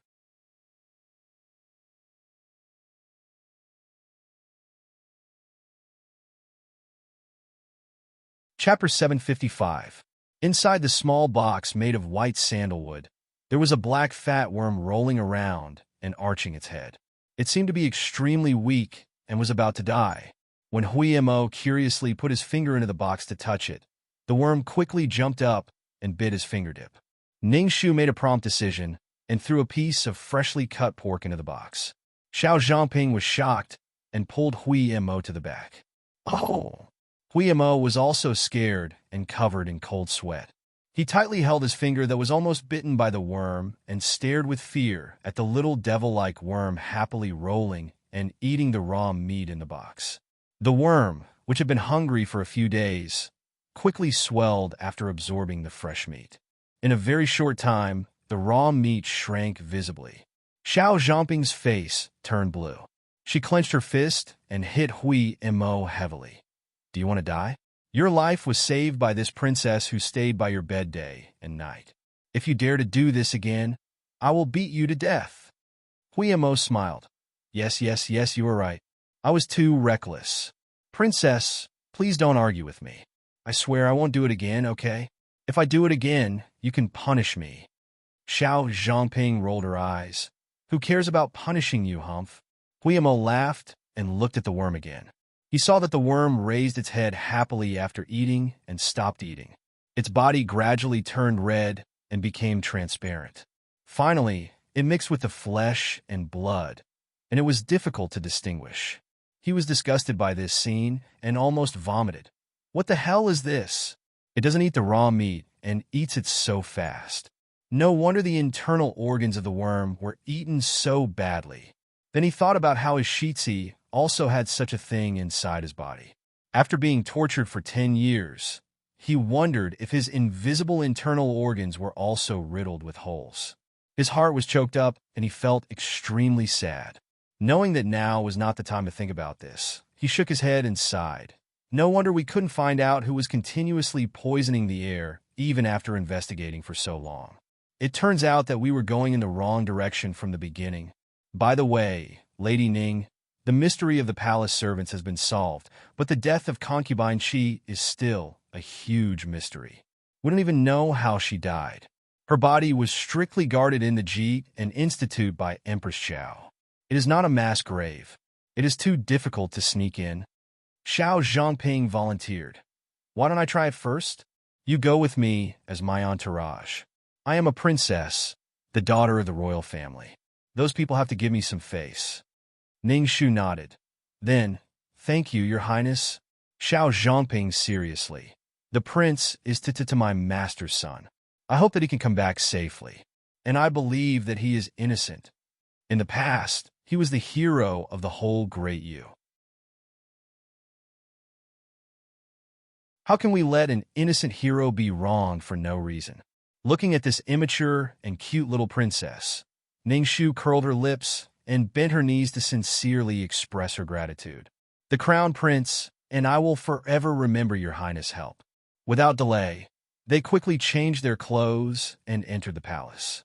However, they were stopped before they even touched the door of the Jibin Institute. Xiao Zhangping tried her best to persuade the guards, but the guards didn't buy it at all. They even almost exposed the identity of Ning Shu and Hui Ma. They could only go back the way they came. Xiao Zhangping drooped her head and laughed at herself. I thought I was a princess. I didn't expect that I am nothing in the eyes of others. Sorry, I can't help you. Ning Shu rubbed her depressed head and said, We all know that Your Highness has tried your best. Don't blame yourself. At this time, you are willing to stand with us, which is the biggest help. Xiao Zhangping said, But now, there is no witness, no material evidence. We can't even see the body of Imperial concubine Qi. This case can't be investigated. Next to her, Hui Ma was also depressed. Ning Shu raised her head to look at the vast expanse of dark clouds that covered the entire sky. They were so thick, as if they would never let the world see a trace of light again. Under the sky, they were as small as ants. It seemed that they would be crushed by a light step. Ning Shu took a deep breath. Maybe there is one person who can help us, Zhangping and Hui Ma said at the same time. Who?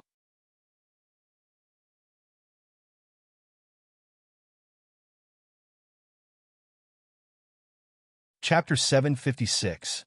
In the full moon temple on the outskirts of the city, Ning Shu was dressed like a small eunuch as she stood in front of a person. She bowed respectfully to the other party. This official's daughter, Ning Shu, greets Your Highness Jowie.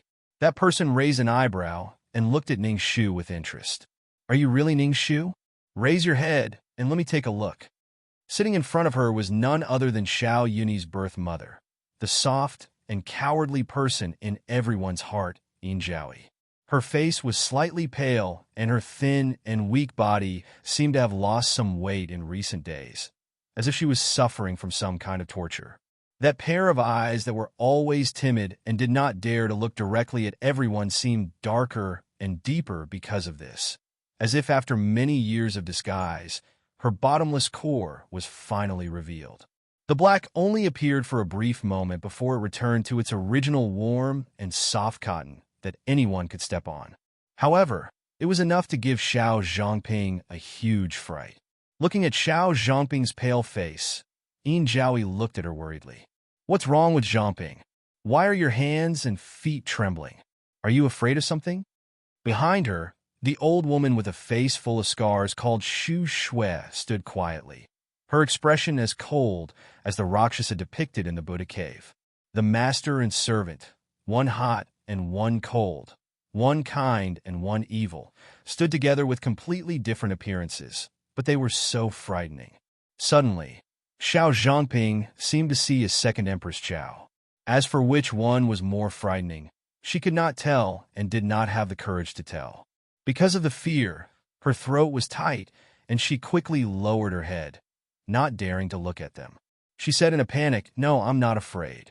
It's just that the weather is a bit hot, and I didn't pay attention to the sun on the way here." Yin Jiaoyi walked over with a sigh and held Zhang Ping's cold hand.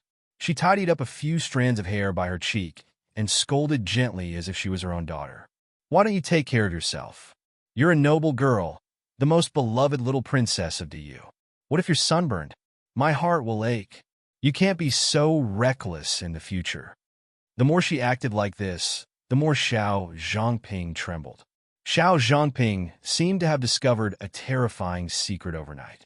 Squeezing out all the strength in his body, Xiao Zhangping forced himself to smile and reply, "Yes, Jiaoyi Nyang Yang. Zhangping will remember." Yin Jiaoyi smiled and patted the back of her hand. "Good girl." After dealing with Xiao Zhangping, Yin Jiaoyi unhurriedly turned her head to look at Ning Shu, who had removed her disguise and revealed her true appearance. The familiar face, the familiar facial features, and the familiar firm gaze that belonged solely to Ning Shu. Yin Jiaoyi smiled faintly. Her eyes curved, and her gaze was extremely cold.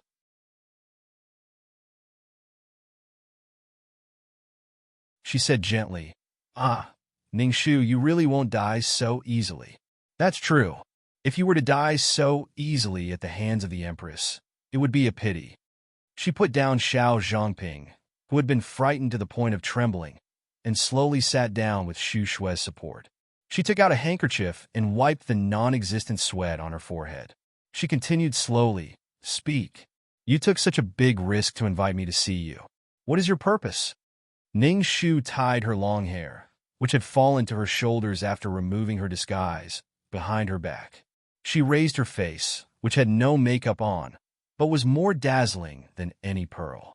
"Neither servile nor overbearing," she said. "This subject's daughter specially invited Jiaoyi Nyang Yang here today because I have a presumptuous request. Please use me, Nyang Yang."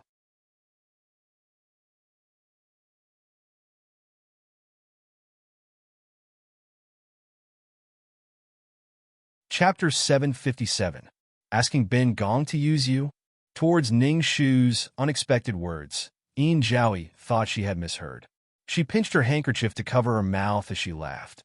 "Could it be that you didn't want to use Ben Gong to help you fight against the Empress and make her your enemy? Child, you really are eloquent. Your little mouth is full of flowery words. No wonder you were able to bewitch a year." Ning Shu replied with a warm smile, "My son resembles his mother and did not deceive me. His Highness the Sixth Prince's plans are flawless, and Jiaoyi Nyang Yang is even more perceptive than others. Ning Shu's little tricks that cannot be brought to the table cannot deceive Nyang Yang Yang Yang." However, Ning Shu still vaguely remembered that when I was young, Father told me a simple principle. Whether a transaction is worth it or not depends on whether you can benefit from it at the end. To become a successful merchant, it doesn't depend on how much hard work you put in, but on how to use the lowest cost to obtain the greatest benefits. For example, on this matter, my daughter really does want to borrow Jiaoyi Nyang Yang's east wind. My only request is to save one person from disaster, and from then on stay away from the court. And to Nyang Yang, my daughter is like a needle. It seems insignificant, but if used properly, it may be able to become a sharp weapon that can pierce through the ball. If both sides can get what they want, then it's not about who is using who, but a win-win situation. What does Nyang Yang think? Moreover, compared to Jiaoyi Nyang Yang's long-cherished wish of enduring hardships for so many years, this one person in my heart is truly insignificant. Who is the biggest winner in the end? Someone as intelligent as Jiaoyi Nyang Yang should know 10 times better than my daughter. Hearing her unhurried and bewitching narration, Yin Jiaoyi narrowed her eyes. Xu Shui, who was standing behind her, loyally took a step closer to her, her hand touching her back.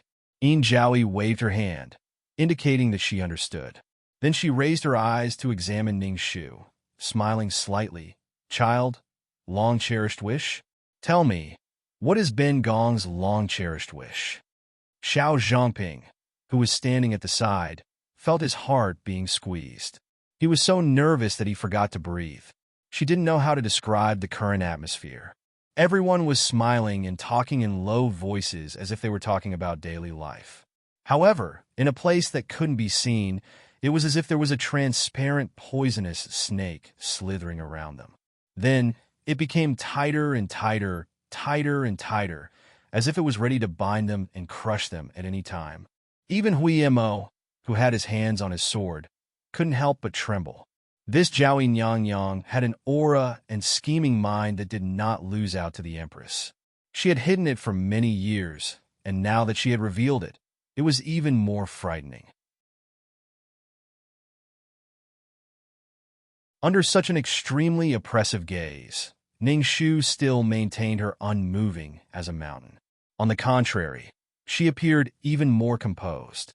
Imperial concubine endured humiliation in the palace for 20 years and didn't even hesitate to ruthlessly chase away her biological son, His Highness the Sixth Prince. Each of these decisions contained a determination that no one else could imagine. Chen Nu boldly speculates that Imperial concubine's desire was not only for the safety of mother and child. Imperial concubine also wanted the position of master of the inner palace, the position of dragon throne, the authority that the ants under the sky could not imagine, and even more things that Chen Nu could not pry into. Only these things were worthy of Imperial concubine's years of humiliation. Xiao Zhangping was scared silly by her audacity and couldn't stop her even if she wanted to. Ning Shu had already said everything. She knew that Ning Shu was prepared to throw caution to the wind. But she had barely managed to keep her life. Did she not want it anymore? Yin Jiaoyi lightly shook her head and sighed. You child, Ben Gong originally thought that you were smart. I didn't expect that for a man. You would even disregard yourself. You really have lost your head. After sighing, she reached out her hand and stood up with the help of Xu Shui. Very few people in the palace knew that this Yin Jiaoyi, who had always bowed and bent her knees, was taller than most women in the world when she straightened her waist. She looked down at Ning Shu, her eyes full of pity. Today, you asked Ben Gong to help you deal with the Empress.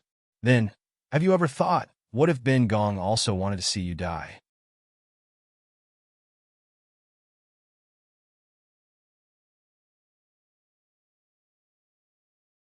Chapter 758. Just like that, a knife quietly revealed its sharp edge. The cold light was faintly discernible, with a faint smile. Hui Mo's heart jumped to his throat, protecting Ning Shu and Chongping behind him. He even began to plot how to use his useless broken bones to fight for a way out. Ning Shu patted his tense shoulders, looking at Yin Jiaoyi with a faint smile. Don't be afraid. Zhao Nyang doesn't want my life yet. How can you be so sure that I won't kill you now? Yin Jiaoyi raised her eyes, showing a strong interest. After all, you relied on your enormous courage to play the game of faking your death. Such a good opportunity to use against you is now in my hands.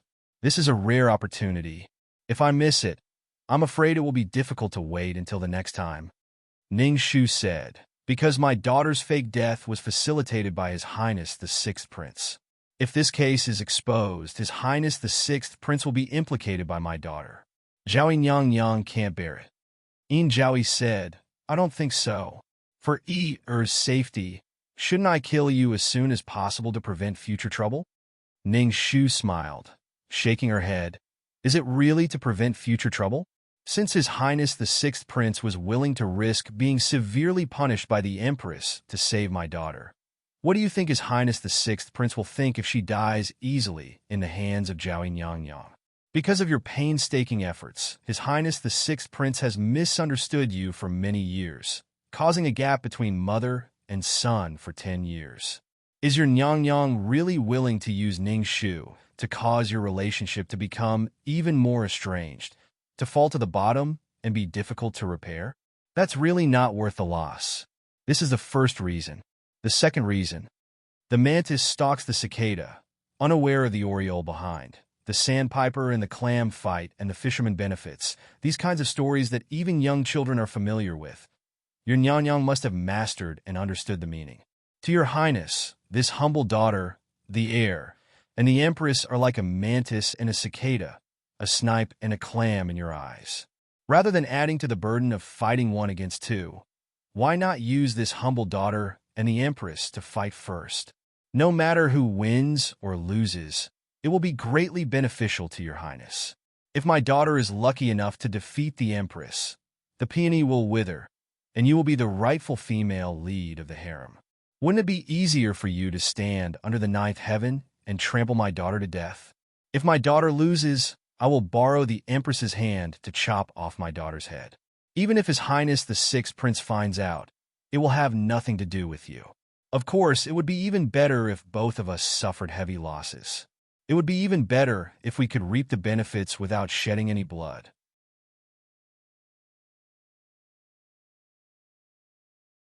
A knife offered itself to you, begging you to use it, and a lackey begged to hunt the rabbit for you. Nyang nyang, could it be that you want to waste it? Ning Shu can die, but if her death is of great benefit to you, it will be a worthy death. Nyang nyang, this little girl believes that you are the best businesswoman in the world. Why not reconsider? The people playing chess were neither fast nor slow. You go back and forth, each of them playing a black and white game. Ning Shu and Yin Jiaoyi looked at each other. They seemed to have similar soft and calm eyes, but they were engaged in the most silent and austere game. Until Xu Shui, with the most terrifying face in the world, drew a dagger and poison from the bottom of her sleeve. A drop of sweat slid down from Hui Mo's forehead and hit the ground, forming a shape called breaking the cauldrons and sinking the boats. Xiao Zhangping's face was pale, and his neck was trembling. The knife finally showed its body, ready to start the fatal licking kiss. The sword in Hui Mo's hand was kicked away almost instantaneously. His whole body was broken and pierced with countless holes. He was no match for Viper. When Viper's foot kicked his heart, Xiao Zhangping rushed out and blocked in front of him with his back. Yin Jiaoyi, who had been silent, slowly stretched out her hand. Wait, if you want to ask a tiger for its skin, you have to be able to withstand the tiger's fangs. The voice of waiting finally sounded. Ning Shu's tightly clenched fingers finally slowly relaxed. Her palms were sweaty. Yin Jiaoyi smiled and said, Ning Shu, although your nonsense is bewitching, it is still somewhat interesting. Since you took the initiative to send this knife to me, if I don't use it, it will seem that I am cruel. How about this? I will do as you wish this time. I can help you arrange what you want. Just wait. Xu Shui, it has been a long time. If you delay any longer, I am afraid that woman will be suspicious. Help me back. She put on her veiled hat, bent her thin and weak back, then lifted her steps and turned back into the willow tree that would fall when the wind blew. But the moment she brushed past Ning Shu, she turned her eyes to look at her with a smile and said, Little girl, you have to live a little longer. It's best if you live long enough for me to personally come and kill you. Don't disappoint me.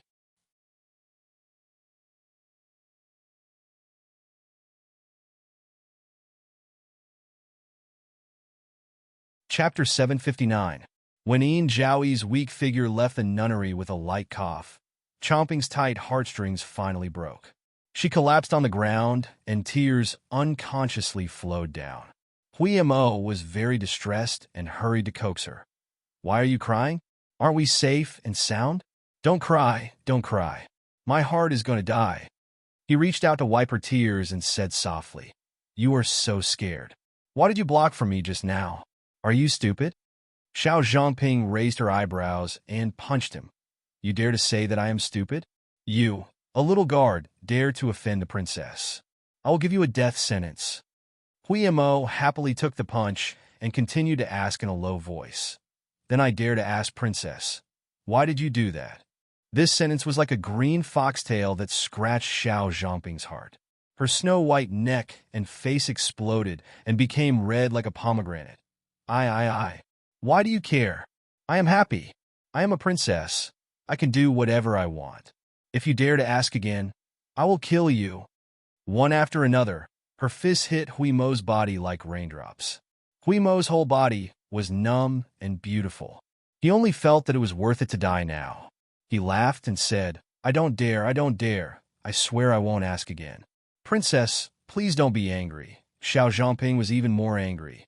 Then why are you laughing? Don't laugh anymore. By the time the two of them were done with their bickering, the tense atmosphere in the room finally dissipated. Xiao Zhangping stopped his fists and knelt on the ground. He lowered his head and said, "I never knew she was like this. In the palace, not many people liked me, and not many people looked up to me. I only thought that third brother was a good person and was kind to everyone. Seventh brother liked to play the most. When he saw me, he often bickered with me and gave me one or two small things. Eighth brother was the most honest brother. He liked to read all day long and didn't care about the outside world. As for sixth older brother, although he has a mother, it's the same as not having one. He's working under the Empress. He looks glorious in front of others, but I don't think he's happy in private. But I also thought that his mother probably had her own difficulties. Otherwise, how could a mother have the heart to give her own child to someone else? Just like my mother, she was still thinking about how to protect me even when she was about to die. In fact, I saw her hiding in a corner more than once, looking at sixth brother from afar, and then silently wiping her tears with a handkerchief. Looking at her, I couldn't help but walk over and pull her hand, telling her not to cry. She didn't expect me to walk over.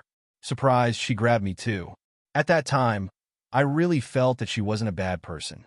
Only today did I realize how foolish and naive I was. I'm really lucky to be able to survive in the palace for so many years.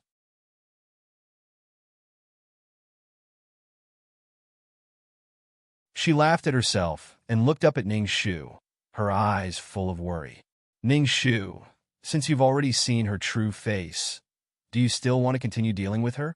Her killing intent towards you is so strong that she doesn't even bother to hide it. If the Empress doesn't die, you'll be in trouble. If the Empress dies, you'll be next.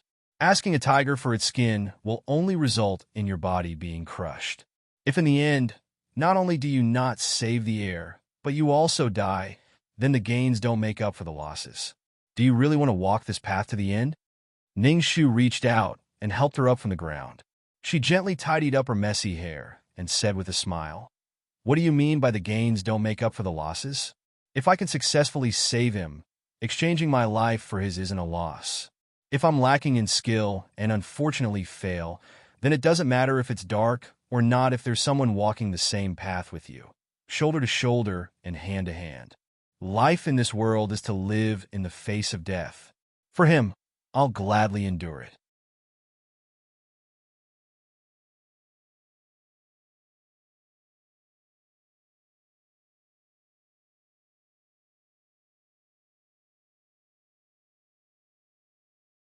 Chapter 760. The Jian residence was located 2 to 3 li outside the palace walls. It was the resting place for the concubines of the imperial harem. As a result, it was filled with a gloomy and cold air all year round. When you walked in, you would subconsciously hold your breath for fear of inhaling a large mouthful of the stench of rotting flesh. Ordinary people would take a detour of 3 streets rather than walk nearby. However, because of Consort Chi's tragic death, the place was unusually lively. The main and side entrances were all blocked. Even a fly that tried to approach would be interrogated 3 times. The summer heat had passed. After the 7th day of the 7th month, the weather had unknowingly cooled down. The beginning of autumn had quietly arrived, and this slight chill was especially noticeable in the middle of the night outside the jeep and residence. Ning Shu wore a dusty eunuch's robe and waited outside the walls for most of the night. It wasn't until the thin autumn dew quietly wet her clothes that the rusty corner door, which had been abandoned for many years, finally opened with a grating sound. A gray-haired, old eunuch walked out. His back was hunched, and every step he took was unsteady. His drooping eyelids were lifted, and his eyes were yellow, but they were sharp. He walked slowly to the corner of the wall and looked at Ning Shu from head to toe. Without saying anything, he turned around and walked back through the crack in the door. Ning Shu couldn't see what he meant. After thinking for a moment, she raised her feet and followed his wobbly steps. Another grating sound was heard, and the door closed. Ning Shu followed him slowly, making many turns and passing through many narrow paths until they arrived at an abandoned hut. Standing in front of a mottled wall, the old man trembled as he bent down and squatted on the ground. He stretched out his skinny hand and patted the floor tiles. The tiles moved away, revealing a small path that led underground. The old man finally opened his mouth. His voice was muffled and full of grit, as if he hadn't spoken for decades. Go in. Follow the stone steps to the bottom. Walk forward for another 20 zhang, and you'll find it. Don't go the wrong way. If you go the wrong way, you'll never be able to leave this place. In the end, his shoulders shook twice with a faint smile. Just like me? Ning Shu could roughly guess what he meant by never leaving here. She was not angry. She cupped her hands and bowed to the old man politely to thank him. She pulled the hem of her robe and fearlessly entered the tunnel. The tunnel was pitch black and nothing could be seen. Ning Shu walked slowly in the tunnel with the dim light of the torch. The tunnel was unexpectedly messy. She did not know where the stone paths came from, but they intersected here and rushed to secret places. It seemed that they had existed for many years.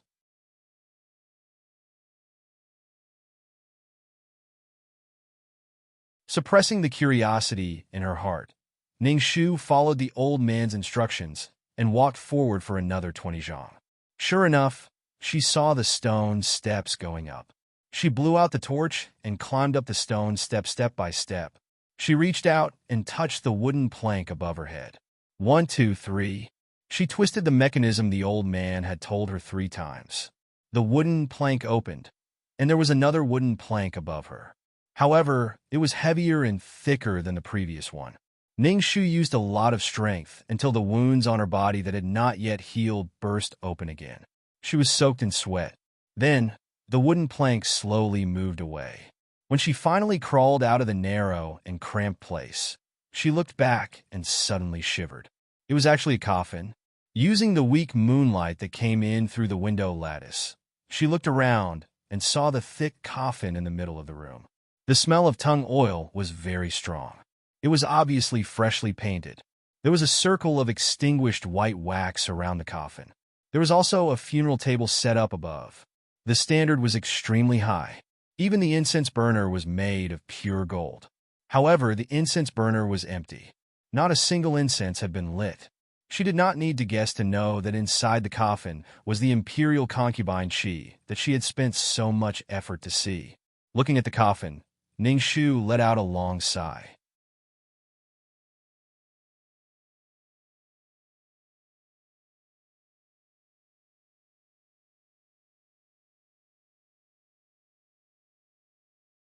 Chapter 761. Ning Shu wiped the sweat from her forehead and sincerely greeted the person in the coffin. Forgive me for offending you, Imperial Concubine Qi. Imperial Concubine Qi is magnanimous. Surely you won't stoop to my level and fuss over minor matters? Then, she carefully listened and waited. As expected, she didn't hear any response from Imperial Concubine Qi. Thus, she began to work with a clear conscience. After a person died, they wouldn't look good. Even if this person was once the most beautiful and alluring Imperial Concubine Qi, when she closed her eyes that couldn't be opened again, she couldn't escape the unchanging rule of time. It was only because of her status as an Imperial concubine that her corpse was smeared with fragrant oil and herbs that she was able to decay slower than ordinary people.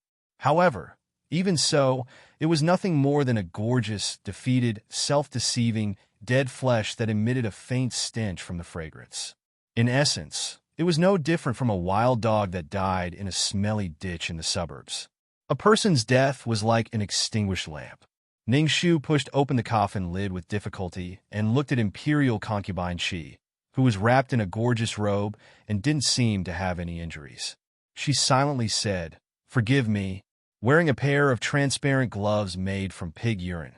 She carefully undid the resplendent robe of the person in the coffin. 2 hours later, a huge drop of sweat fell to the ground. Ning Shu withdrew her hand and closed her eyes. She held her breath for a short while and exhaled a long breath. Sure enough, it was as she had guessed. This case was the easiest to investigate in the world, but also the most difficult to solve because it had already jumped out of its own body. It brought a bug, a corpse, and a flower through the long river that had been flowing for 25 years, trying to uncover the great secret that was hidden at the bottom of the river. It was related to 3 generations of people, and all she relied on was her mouth. To confront the world was as difficult as ascending to the heavens.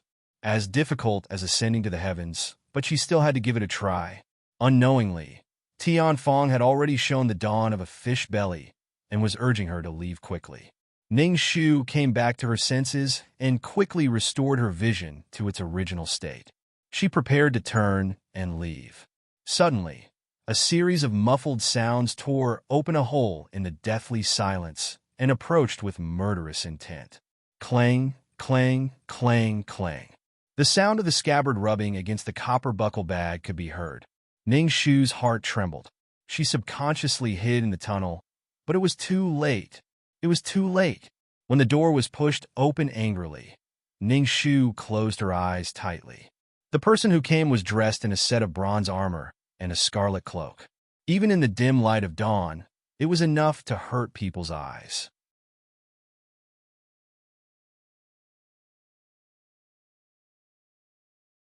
His eyes were cold, just like the armor he wore, and there was a bloodthirsty mockery in them. After looking around the room, he smiled. Oh no, it was Xiao Yuni. Ning Shu's heart was clenched tightly by an invisible hand, and it was about to explode at any time. She still remembered a few days ago when she broke free from his grasp and he left in a huff.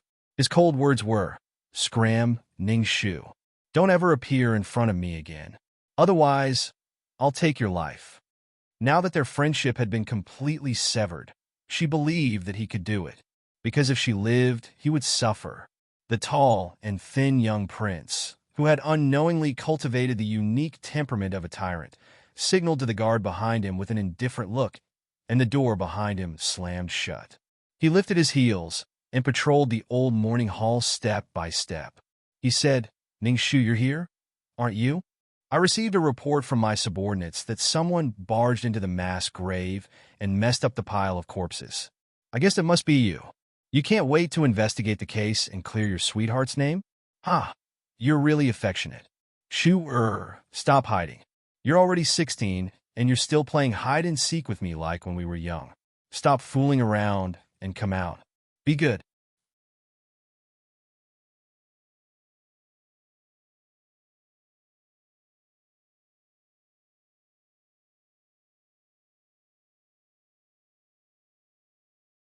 Chapter 762. The word good rang softly in this morning hall that was filled with death. It was so gentle that it made one's hair stand on end. Ning Shu pursed her lips tightly, not letting herself make a sound. Under the cold, golden crown, Xiao Yuni's thin features were expressionless. "Since you're not willing to come out, I'll just have to look for you myself. But after I find you, don't blame me for being ruthless." "Where should I start looking? Why don't we look here first?" He pulled out the sword at his waist. The sharp tip of the sword drew an ear-piercing sound on the ground, as if it was cutting at the tip of a person's heart. Ning Shu closed her eyes tightly, her heart in her throat. She heard him lift up the table and chair covered in white cloth in the morning hall and smash it to the ground with a swing of his sword. Boom! Xiao Yuni seemed to be very regretful. "No. Then I'll look for them one by one." Wherever the tip of his sword went, the spirit flags, white curtains, and fake people made of white paper all turned into a mess. When all the dead things in the morning hall were destroyed, his gaze slowly landed on the 9 coffins placed in the morning hall. He shook his head and sighed. "Shu, how many times have I told you before? You can't go near such ominous places like coffins. Otherwise, you'll be in trouble. Why don't you listen? You're not good, so you should be punished." As he spoke, he kicked open the coffins one by one. When he saw that they were empty, he was not in a hurry and continued to kick open the next coffin coldly until the last one. The common people were used to calling dawn and dusk the time of the devil. It was said that it was because when the sun was about to rise and the sun was about to set, the half-bright and half-dark light was the easiest to arouse the darkest side of one's heart. Humans and ghosts walked together in heaven and earth, just like now. Xiao Yuni stood slowly in front of Consort Chi's coffin, looking down under the bright and dark lights. The expressionless man finally lifted the corners of his lips. "Ah, it's here." He smiled. Ning Shu, who was stretched into a net in the dark, closed her eyes tightly and even stopped breathing. "If you were willing to listen to me and hide behind me obediently until the dust settled, I would have been able to ensure your safety. But things didn't go as planned. You just had to break free from my wings. If you had hidden it well, to the point where no one could find it, I could have turned a blind eye to it. However, you once again broke my patience and took the initiative to walk into the sunlight and do whatever you want. Rather than being discovered by Imperial Mother, both of us will die a horrible death. Why don't I end you with my own hands? In the darkness, he silently stared at the coffin for a long time. In that ferocious smile, he could faintly see the glint of tears in his eyes.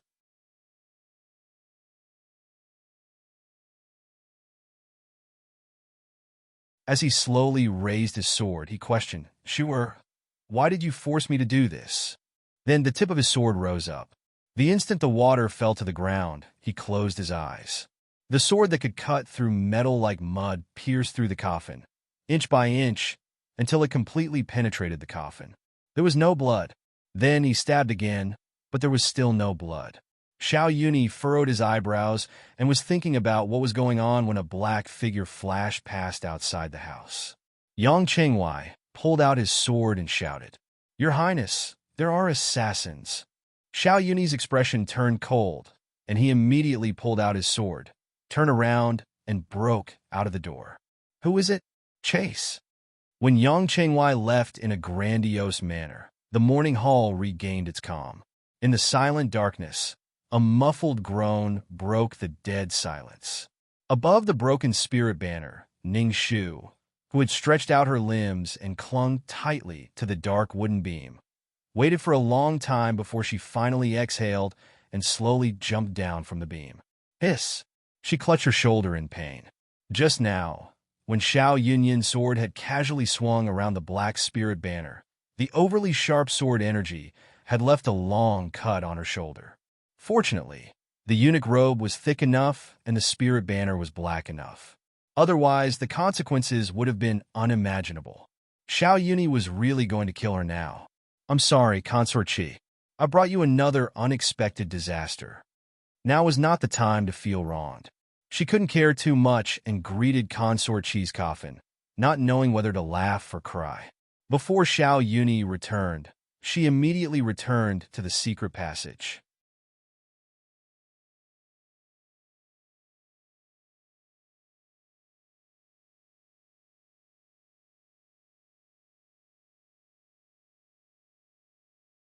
Chapter 763. After returning to the original place, Ningshu waited for a while before the old man slowly appeared. His back was still bent, but his spirit was clearly worse than before. The hand holding the horsetail whisk was slightly trembling, as if he had just experienced something. Ningshu was smart, so she quickly understood. "Thank you, teacher, for saving my life." The old man raised his eyelids and looked at her with disdain. He picked up a dusty stool and sat down. "Don't waste your time trying to get close to me. It's useless. I only helped you tonight because of my old master. Now that you've seen the corpse and you've broken through the place, hurry up and leave. Don't be an eyesore to me." Ning Shu's heart skipped a beat when she keenly caught a key word. She tried to sound him out in her heart, but in the end, she vaguely said, "Dare I ask, when did teacher enter the palace?" "I'm afraid you've worked hard in the palace for decades. This place is not a place for rest. In order to repay teacher for saving me today, I'm willing to serve teacher until death." The old man was very sharp and seemed to have guessed Ning Shu's plan. He sneered and looked at her. "What are you trying to find out in a roundabout way? Playing these little tricks in front of me. If you don't leave now, I won't be able to guarantee your safety." The old man waved his horsetail whisk and got up to see her out. Ning Shu was rebuffed and could only resentfully follow him to leave through the corner gate.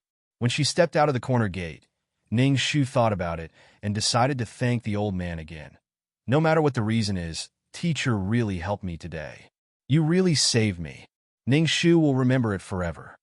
She bowed deeply to his back and respectfully gave him a big bow. Just as the corner gate was about to close and Ning Shu was about to leave, the old man inside suddenly stopped. He peeked out an eye from the crack of the door and said in a deep voice, "Wait." Ning Shu looked up in surprise. "Seeing that you still know some etiquette, I'll reluctantly say a few words to you.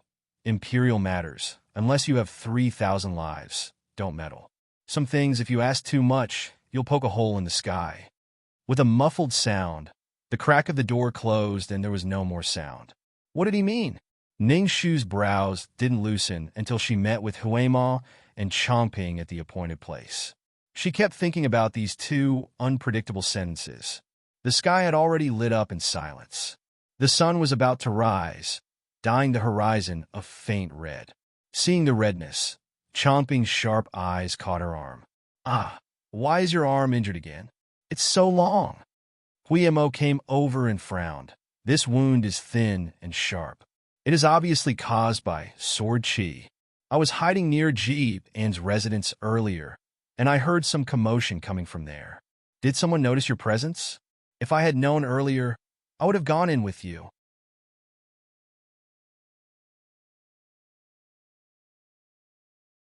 Ningshu was still thinking about what had happened that night. Countless complicated thoughts collided and danced in her mind. None of them seemed to be related, but she felt as if she had touched the edge of all of them and was just waiting for a thread to connect them all. The answer, like a shy bride, was only separated from her by a red veil, but she was always looking at the flowers through the fog. She thought hard and answered casually. One more person would be more dangerous. It's just a small wound. I'm fine. Under the faint light of the morning sun, she stood firmly without moving. She forced her mind and heart to keep moving, and she couldn't slack off even for a moment. Plum Blossom Kiss, Empress Zhou, the late crown prince, the moon overhead, the chaos in the palace, the emperor's concubine, the swallowing fire, the blood feud. Images flashed in front of her like a merry-go-round. Laughing, crying, screaming, crazy, thousands of thoughts entangled. Yes, she knew. She knew. The answer was in her mind. She definitely knew it. Almost there, almost there. Ningshu, think hard. You can do it. You'll figure it out soon. How can you be fine? Such a long wound needs to be bandaged quickly. Maybe there's some poison on the sword. Why don't you care about your own body? Xiao Zhangping was angry and nagged. But Ningshu didn't respond to her for a long time. She seemed to have fallen into a trance. Xiao Zhangping stomped her feet and reached out to pull her. Hey, are you serious? Why don't you say a word? Could it be that your 5 senses were destroyed as well? Or is there really poison on the sword? Ah, Huemo, look at her. What should we do? I knew that the Jigen Institute was filled with Yin-Chi and ghosts. Could it be that she was possessed by an evil spirit? Could it be that she wasn't Ningshu? I'm begging you, please wake up. If you're really stupid, how can I explain it to the Shitsi and the Marquis? Ningshu was suddenly pulled by her and staggered. She suddenly woke up from her trance. A cold light flashed in her mind. Like a silver needle, it slid through the thousands of thoughts like a fish. All the complicated and disorderly threads were hooked into a dark red embroidery. Smelling the embroidery, the coffin hidden in the dark moved. The person inside pushed the coffin and sat up, showing her a mysterious smile. I understand, she muttered to herself, her face pale. I understand everything.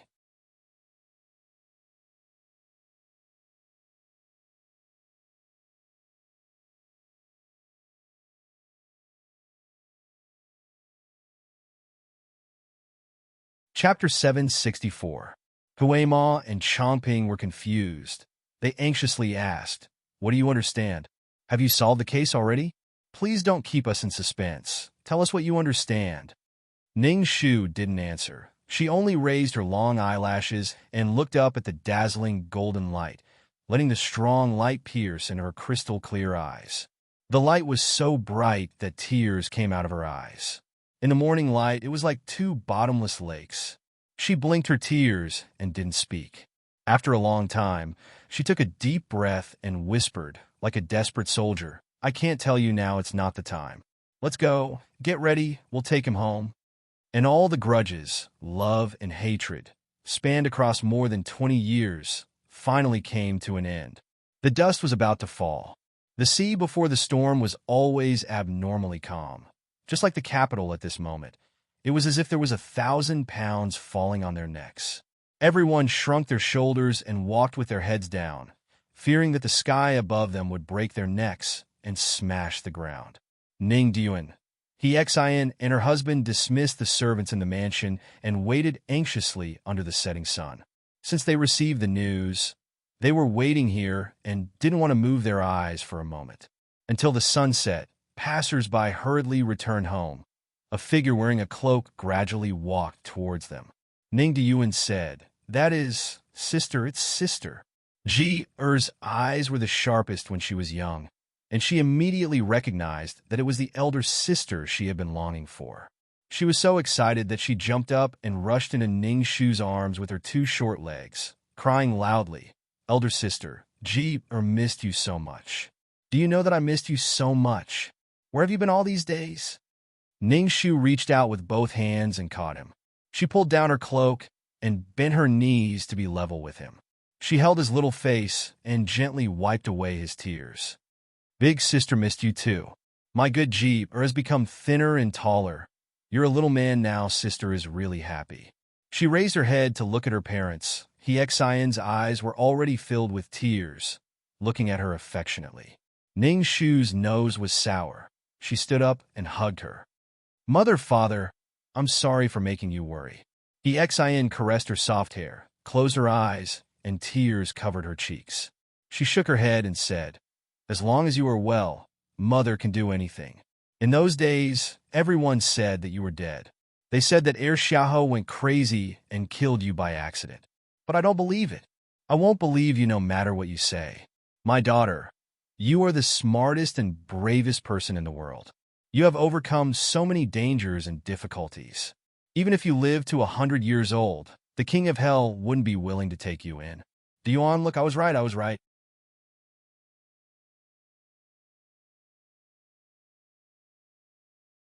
My baby." The word baby broke Ning Shu's heart, and her tears flowed uncontrollably.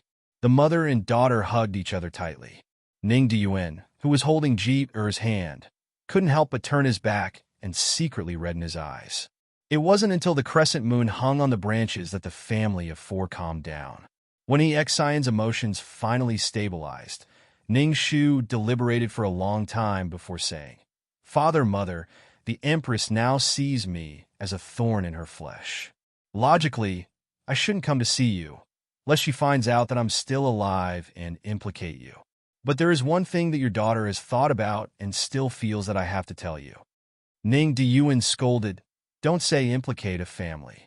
If you say that again, father will punish you. If you have something to say, don't worry.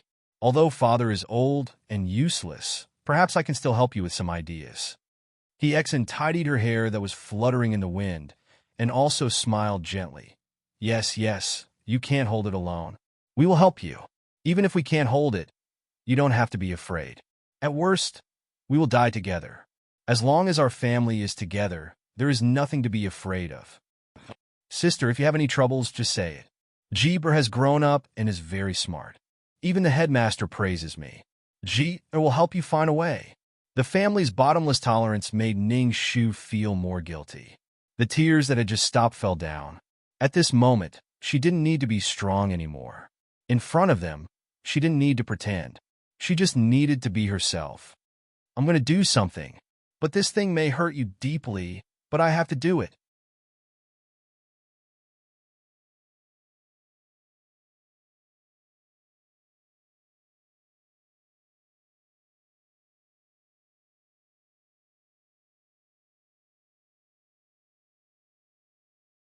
Chapter 765. When the silk wrapped around the cocoon was gradually pulled open, the secret buried deep in the cocoon was revealed in front of them. The huge shock was like a storm that shocked all of them. In the warm hands of her family, Xin's trembling lips slowly calmed down. She closed her eyes and held her beloved daughter's cold and soft face. Finally, she felt relieved. "So, it's like this." She curved her lips into a smile. "My Shu, don't be afraid. Mother understands. Mother understands everything." Her voice was even gentler than the spring breeze. For the sake of her daughter, she could accept everything in the world. She could also bend her waist and use her thin and weak spine to shoulder the entire world. She was fearless. When one is born, one has to bear some responsibilities in the world. What you have to face, you have to face. And what you shouldn't escape, you can't escape even if you want to. Go, my child. Do what you have to do. Mother will not blame you. On the contrary, if you don't go, you are not like my daughter. The more she was like this, the more Ning Shu's tears flowed. Mother, but, Ningdian shook his head and smiled gently. No buts. He held the Xian's shoulder with one hand and held Jeep-er with the other. Jeep-er's hand was firmly holding Ning Shu's. Under the thin moonlight, their figures were close together and could not be separated. Since this is the fate of our family, there is no way we can escape from this. Although our Ning family doesn't have any great abilities, we have a clear conscience and a clear conscience. Instead of carrying guilt for a lifetime, it is better to face it head-on. Don't worry, child. No matter what the result is, we can bear it and should bear it. We will not blame you. Go and end this old matter and all the chaos. Right, Xiao Shizi has been locked in the Fanning Pavilion for a long time. Fate has treated him too poorly. It is time to bring him home. Ning Shu's nose twitched. She did not know how to thank this family, who accepted her without any bottom line. Just as she bent her knees, Xian and Ning Diyuan each took one hand. Ji was too young to understand what they were talking about. She rushed forward and said, Me too, me too. No matter what sister wants to do, Ji will support. Ji is very strong.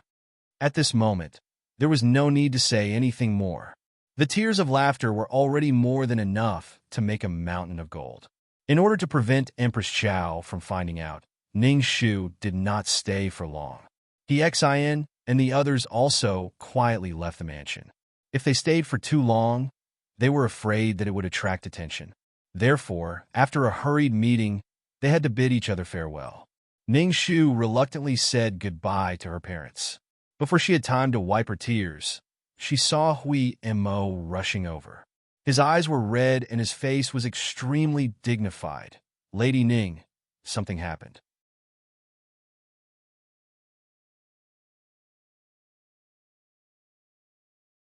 Seeing his face, Ning Shu knew something bad had happened. What's wrong? Hui Mo clenched his teeth to prevent himself from screaming out in anger. His lips trembled as he said, Since His Majesty ordered His Highness to come to the capital to investigate the crime of His Highness set off at night and slept in the open all the way. Yesterday, I got the news that His Highness was about to arrive in the capital.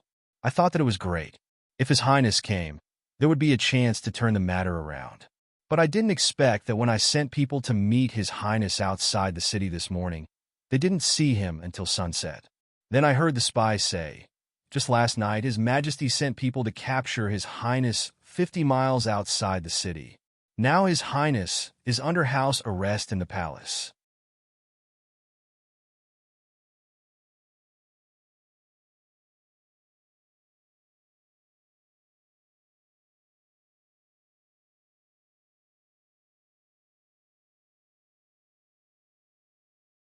Chapter 766. Originally, the old prince was the only thing they could rely on in this perilous situation. But now, even he was in prison and couldn't protect himself. Huimo's heart felt like it was stuffed with cotton. He angrily punched the tree trunk. Ning Shu lowered her eyes and dug her nails deep into her palm. This is a series of schemes. On one hand, His Majesty and Chao Ho used me to lure Shizi to poison him. On the other hand, they used Shizi as bait to lure the old prince, who hasn't been in the capital for many years, into the capital. Their target is Yunnan province. With such a vicious plan, His Majesty and Chao Ho are determined to wipe out the Nanping mansion in one fell swoop. Huimo's face was pale. He gasped and said, But our mansion has been extremely low-key for many years.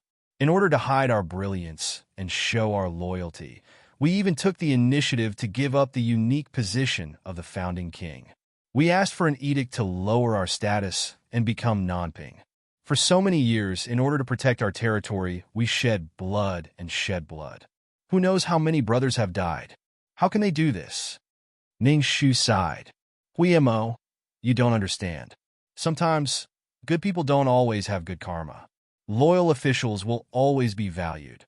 Otherwise, where did all those bloody cases come from? The so-called unfathomable heart of a ruler doesn't lie in what you do. As long as you exist, you will be a thorn in his side. If the current ruler is a wise ruler, it will be fine.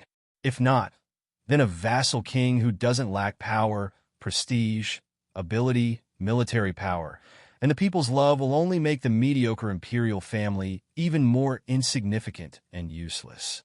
Under such circumstances, how can the imperial family tolerate it? The history books are always written by the victors. In particular, it is said that our emperor's head disease is incurable. He has been mediocre all his life. His only achievement is to use dishonorable means to seize the throne 25 years ago. So, before he breathes his last, he must step on the blood of the Nanping mansion to achieve his final hegemony? So laughable. Why? Why? Why? The accumulated anger was like the claws of a giant beast stepping on Hui Mo's heart. He kept punching the tree until his hands were covered in blood. Ning Shu couldn't persuade her. That's right, why? Even God couldn't answer his question. Heaven and earth were unfair. Under the firmament, one had never been able to choose their own ranking. Some people were born to be dragons and phoenixes. They were given the right to kill and seize the lives of the ants under their feet. Even if the ants resisted, it would be considered treason. On what basis? He refused to accept it. She refused to accept it. None of them were willing to accept it. Chongping, who had just arrived, heard the commotion. She was so anxious that she didn't even have time to pick up her skirt.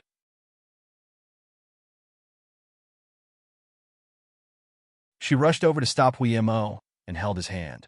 She looked at the back of his hand with pain and frowned. Are you crazy? Why did he smash the tree? Do you think you're made of stone and won't break? Idiot! Hui Mo raised his head and looked at Chongping with his red eyes. His eyes were cold and distant. I hate the royal family. For a moment, Chongping was stunned, thinking that she had misheard. Ning Shu knew that something bad was going to happen. She hurriedly scolded. Hui Mo, what are you talking about? Don't let your emotions control you. Chongping, something unexpected happened last night. Hui Mo was blinded by anger. Don't, Hui Mo. I hate the royal family. I hate everyone in the palace. Everyone in the palace has the Shao family's blood flowing in their veins, is an enemy of my Nanping mansion. Chongping opened her mouth in panic, not knowing what to say. But when she met his eyes full of hatred, her heart fell to the bottom.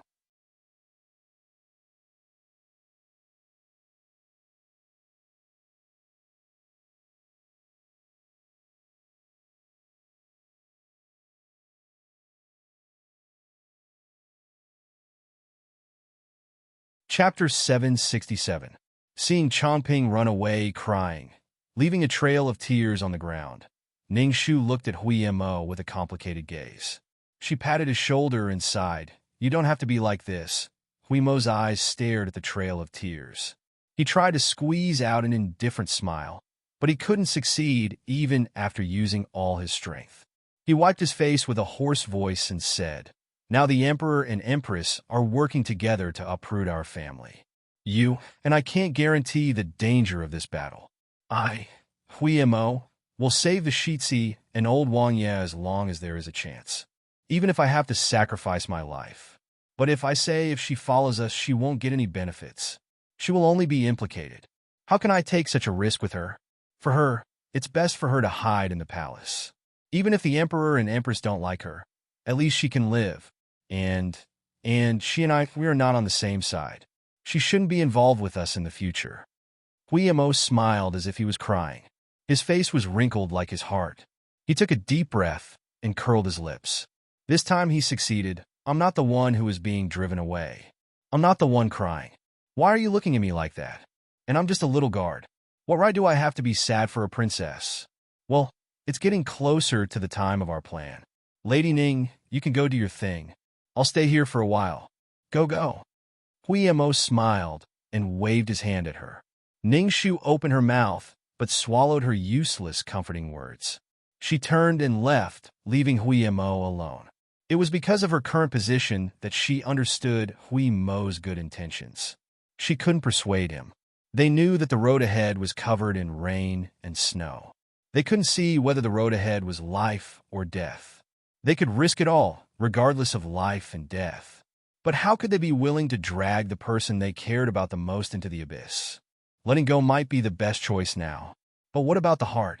Could it really not hurt? Ningshu turned around and looked into the distance. She saw Huiyemo, who had been standing upright, lowering his head and kneeling on the ground. He dipped his finger into the tear stain and put it into his mouth. Then, he buried his head deeply. The Prince of Nanping entered the capital under imperial orders, but he refused to admit his wrongs. Instead, he dared to go against the emperor and tried to assassinate him with a sword. His disloyal heart was clearly written on paper. He was truly the #1 traitor in Great Yu. Today, on account of his past merits, the Holy One will be lenient and send him to the celestial prison to reflect on his past mistakes and wait for him to turn over a new leaf. This news was like a wildfire that quickly spread throughout the capital. What was more exciting than a hero being beaten into a coward? What could make one's eyes turn red?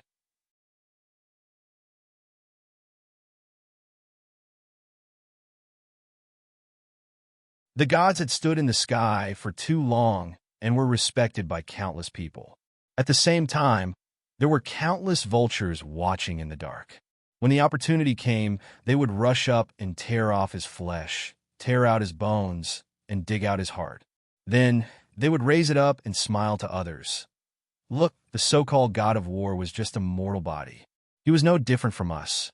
When he was trampled to death by thousands of feet, he was even worse than us. Ha! The past merits seemed to be deliberately forgotten overnight. The past praise was now hundreds and thousands of times cursing. Everyone's eyes turned red with anger. It was as if they had been greatly betrayed and suffered a great loss. As for the truth, what did it have to do with them? You're tuning in to the Romance Rendezvous YouTube channel.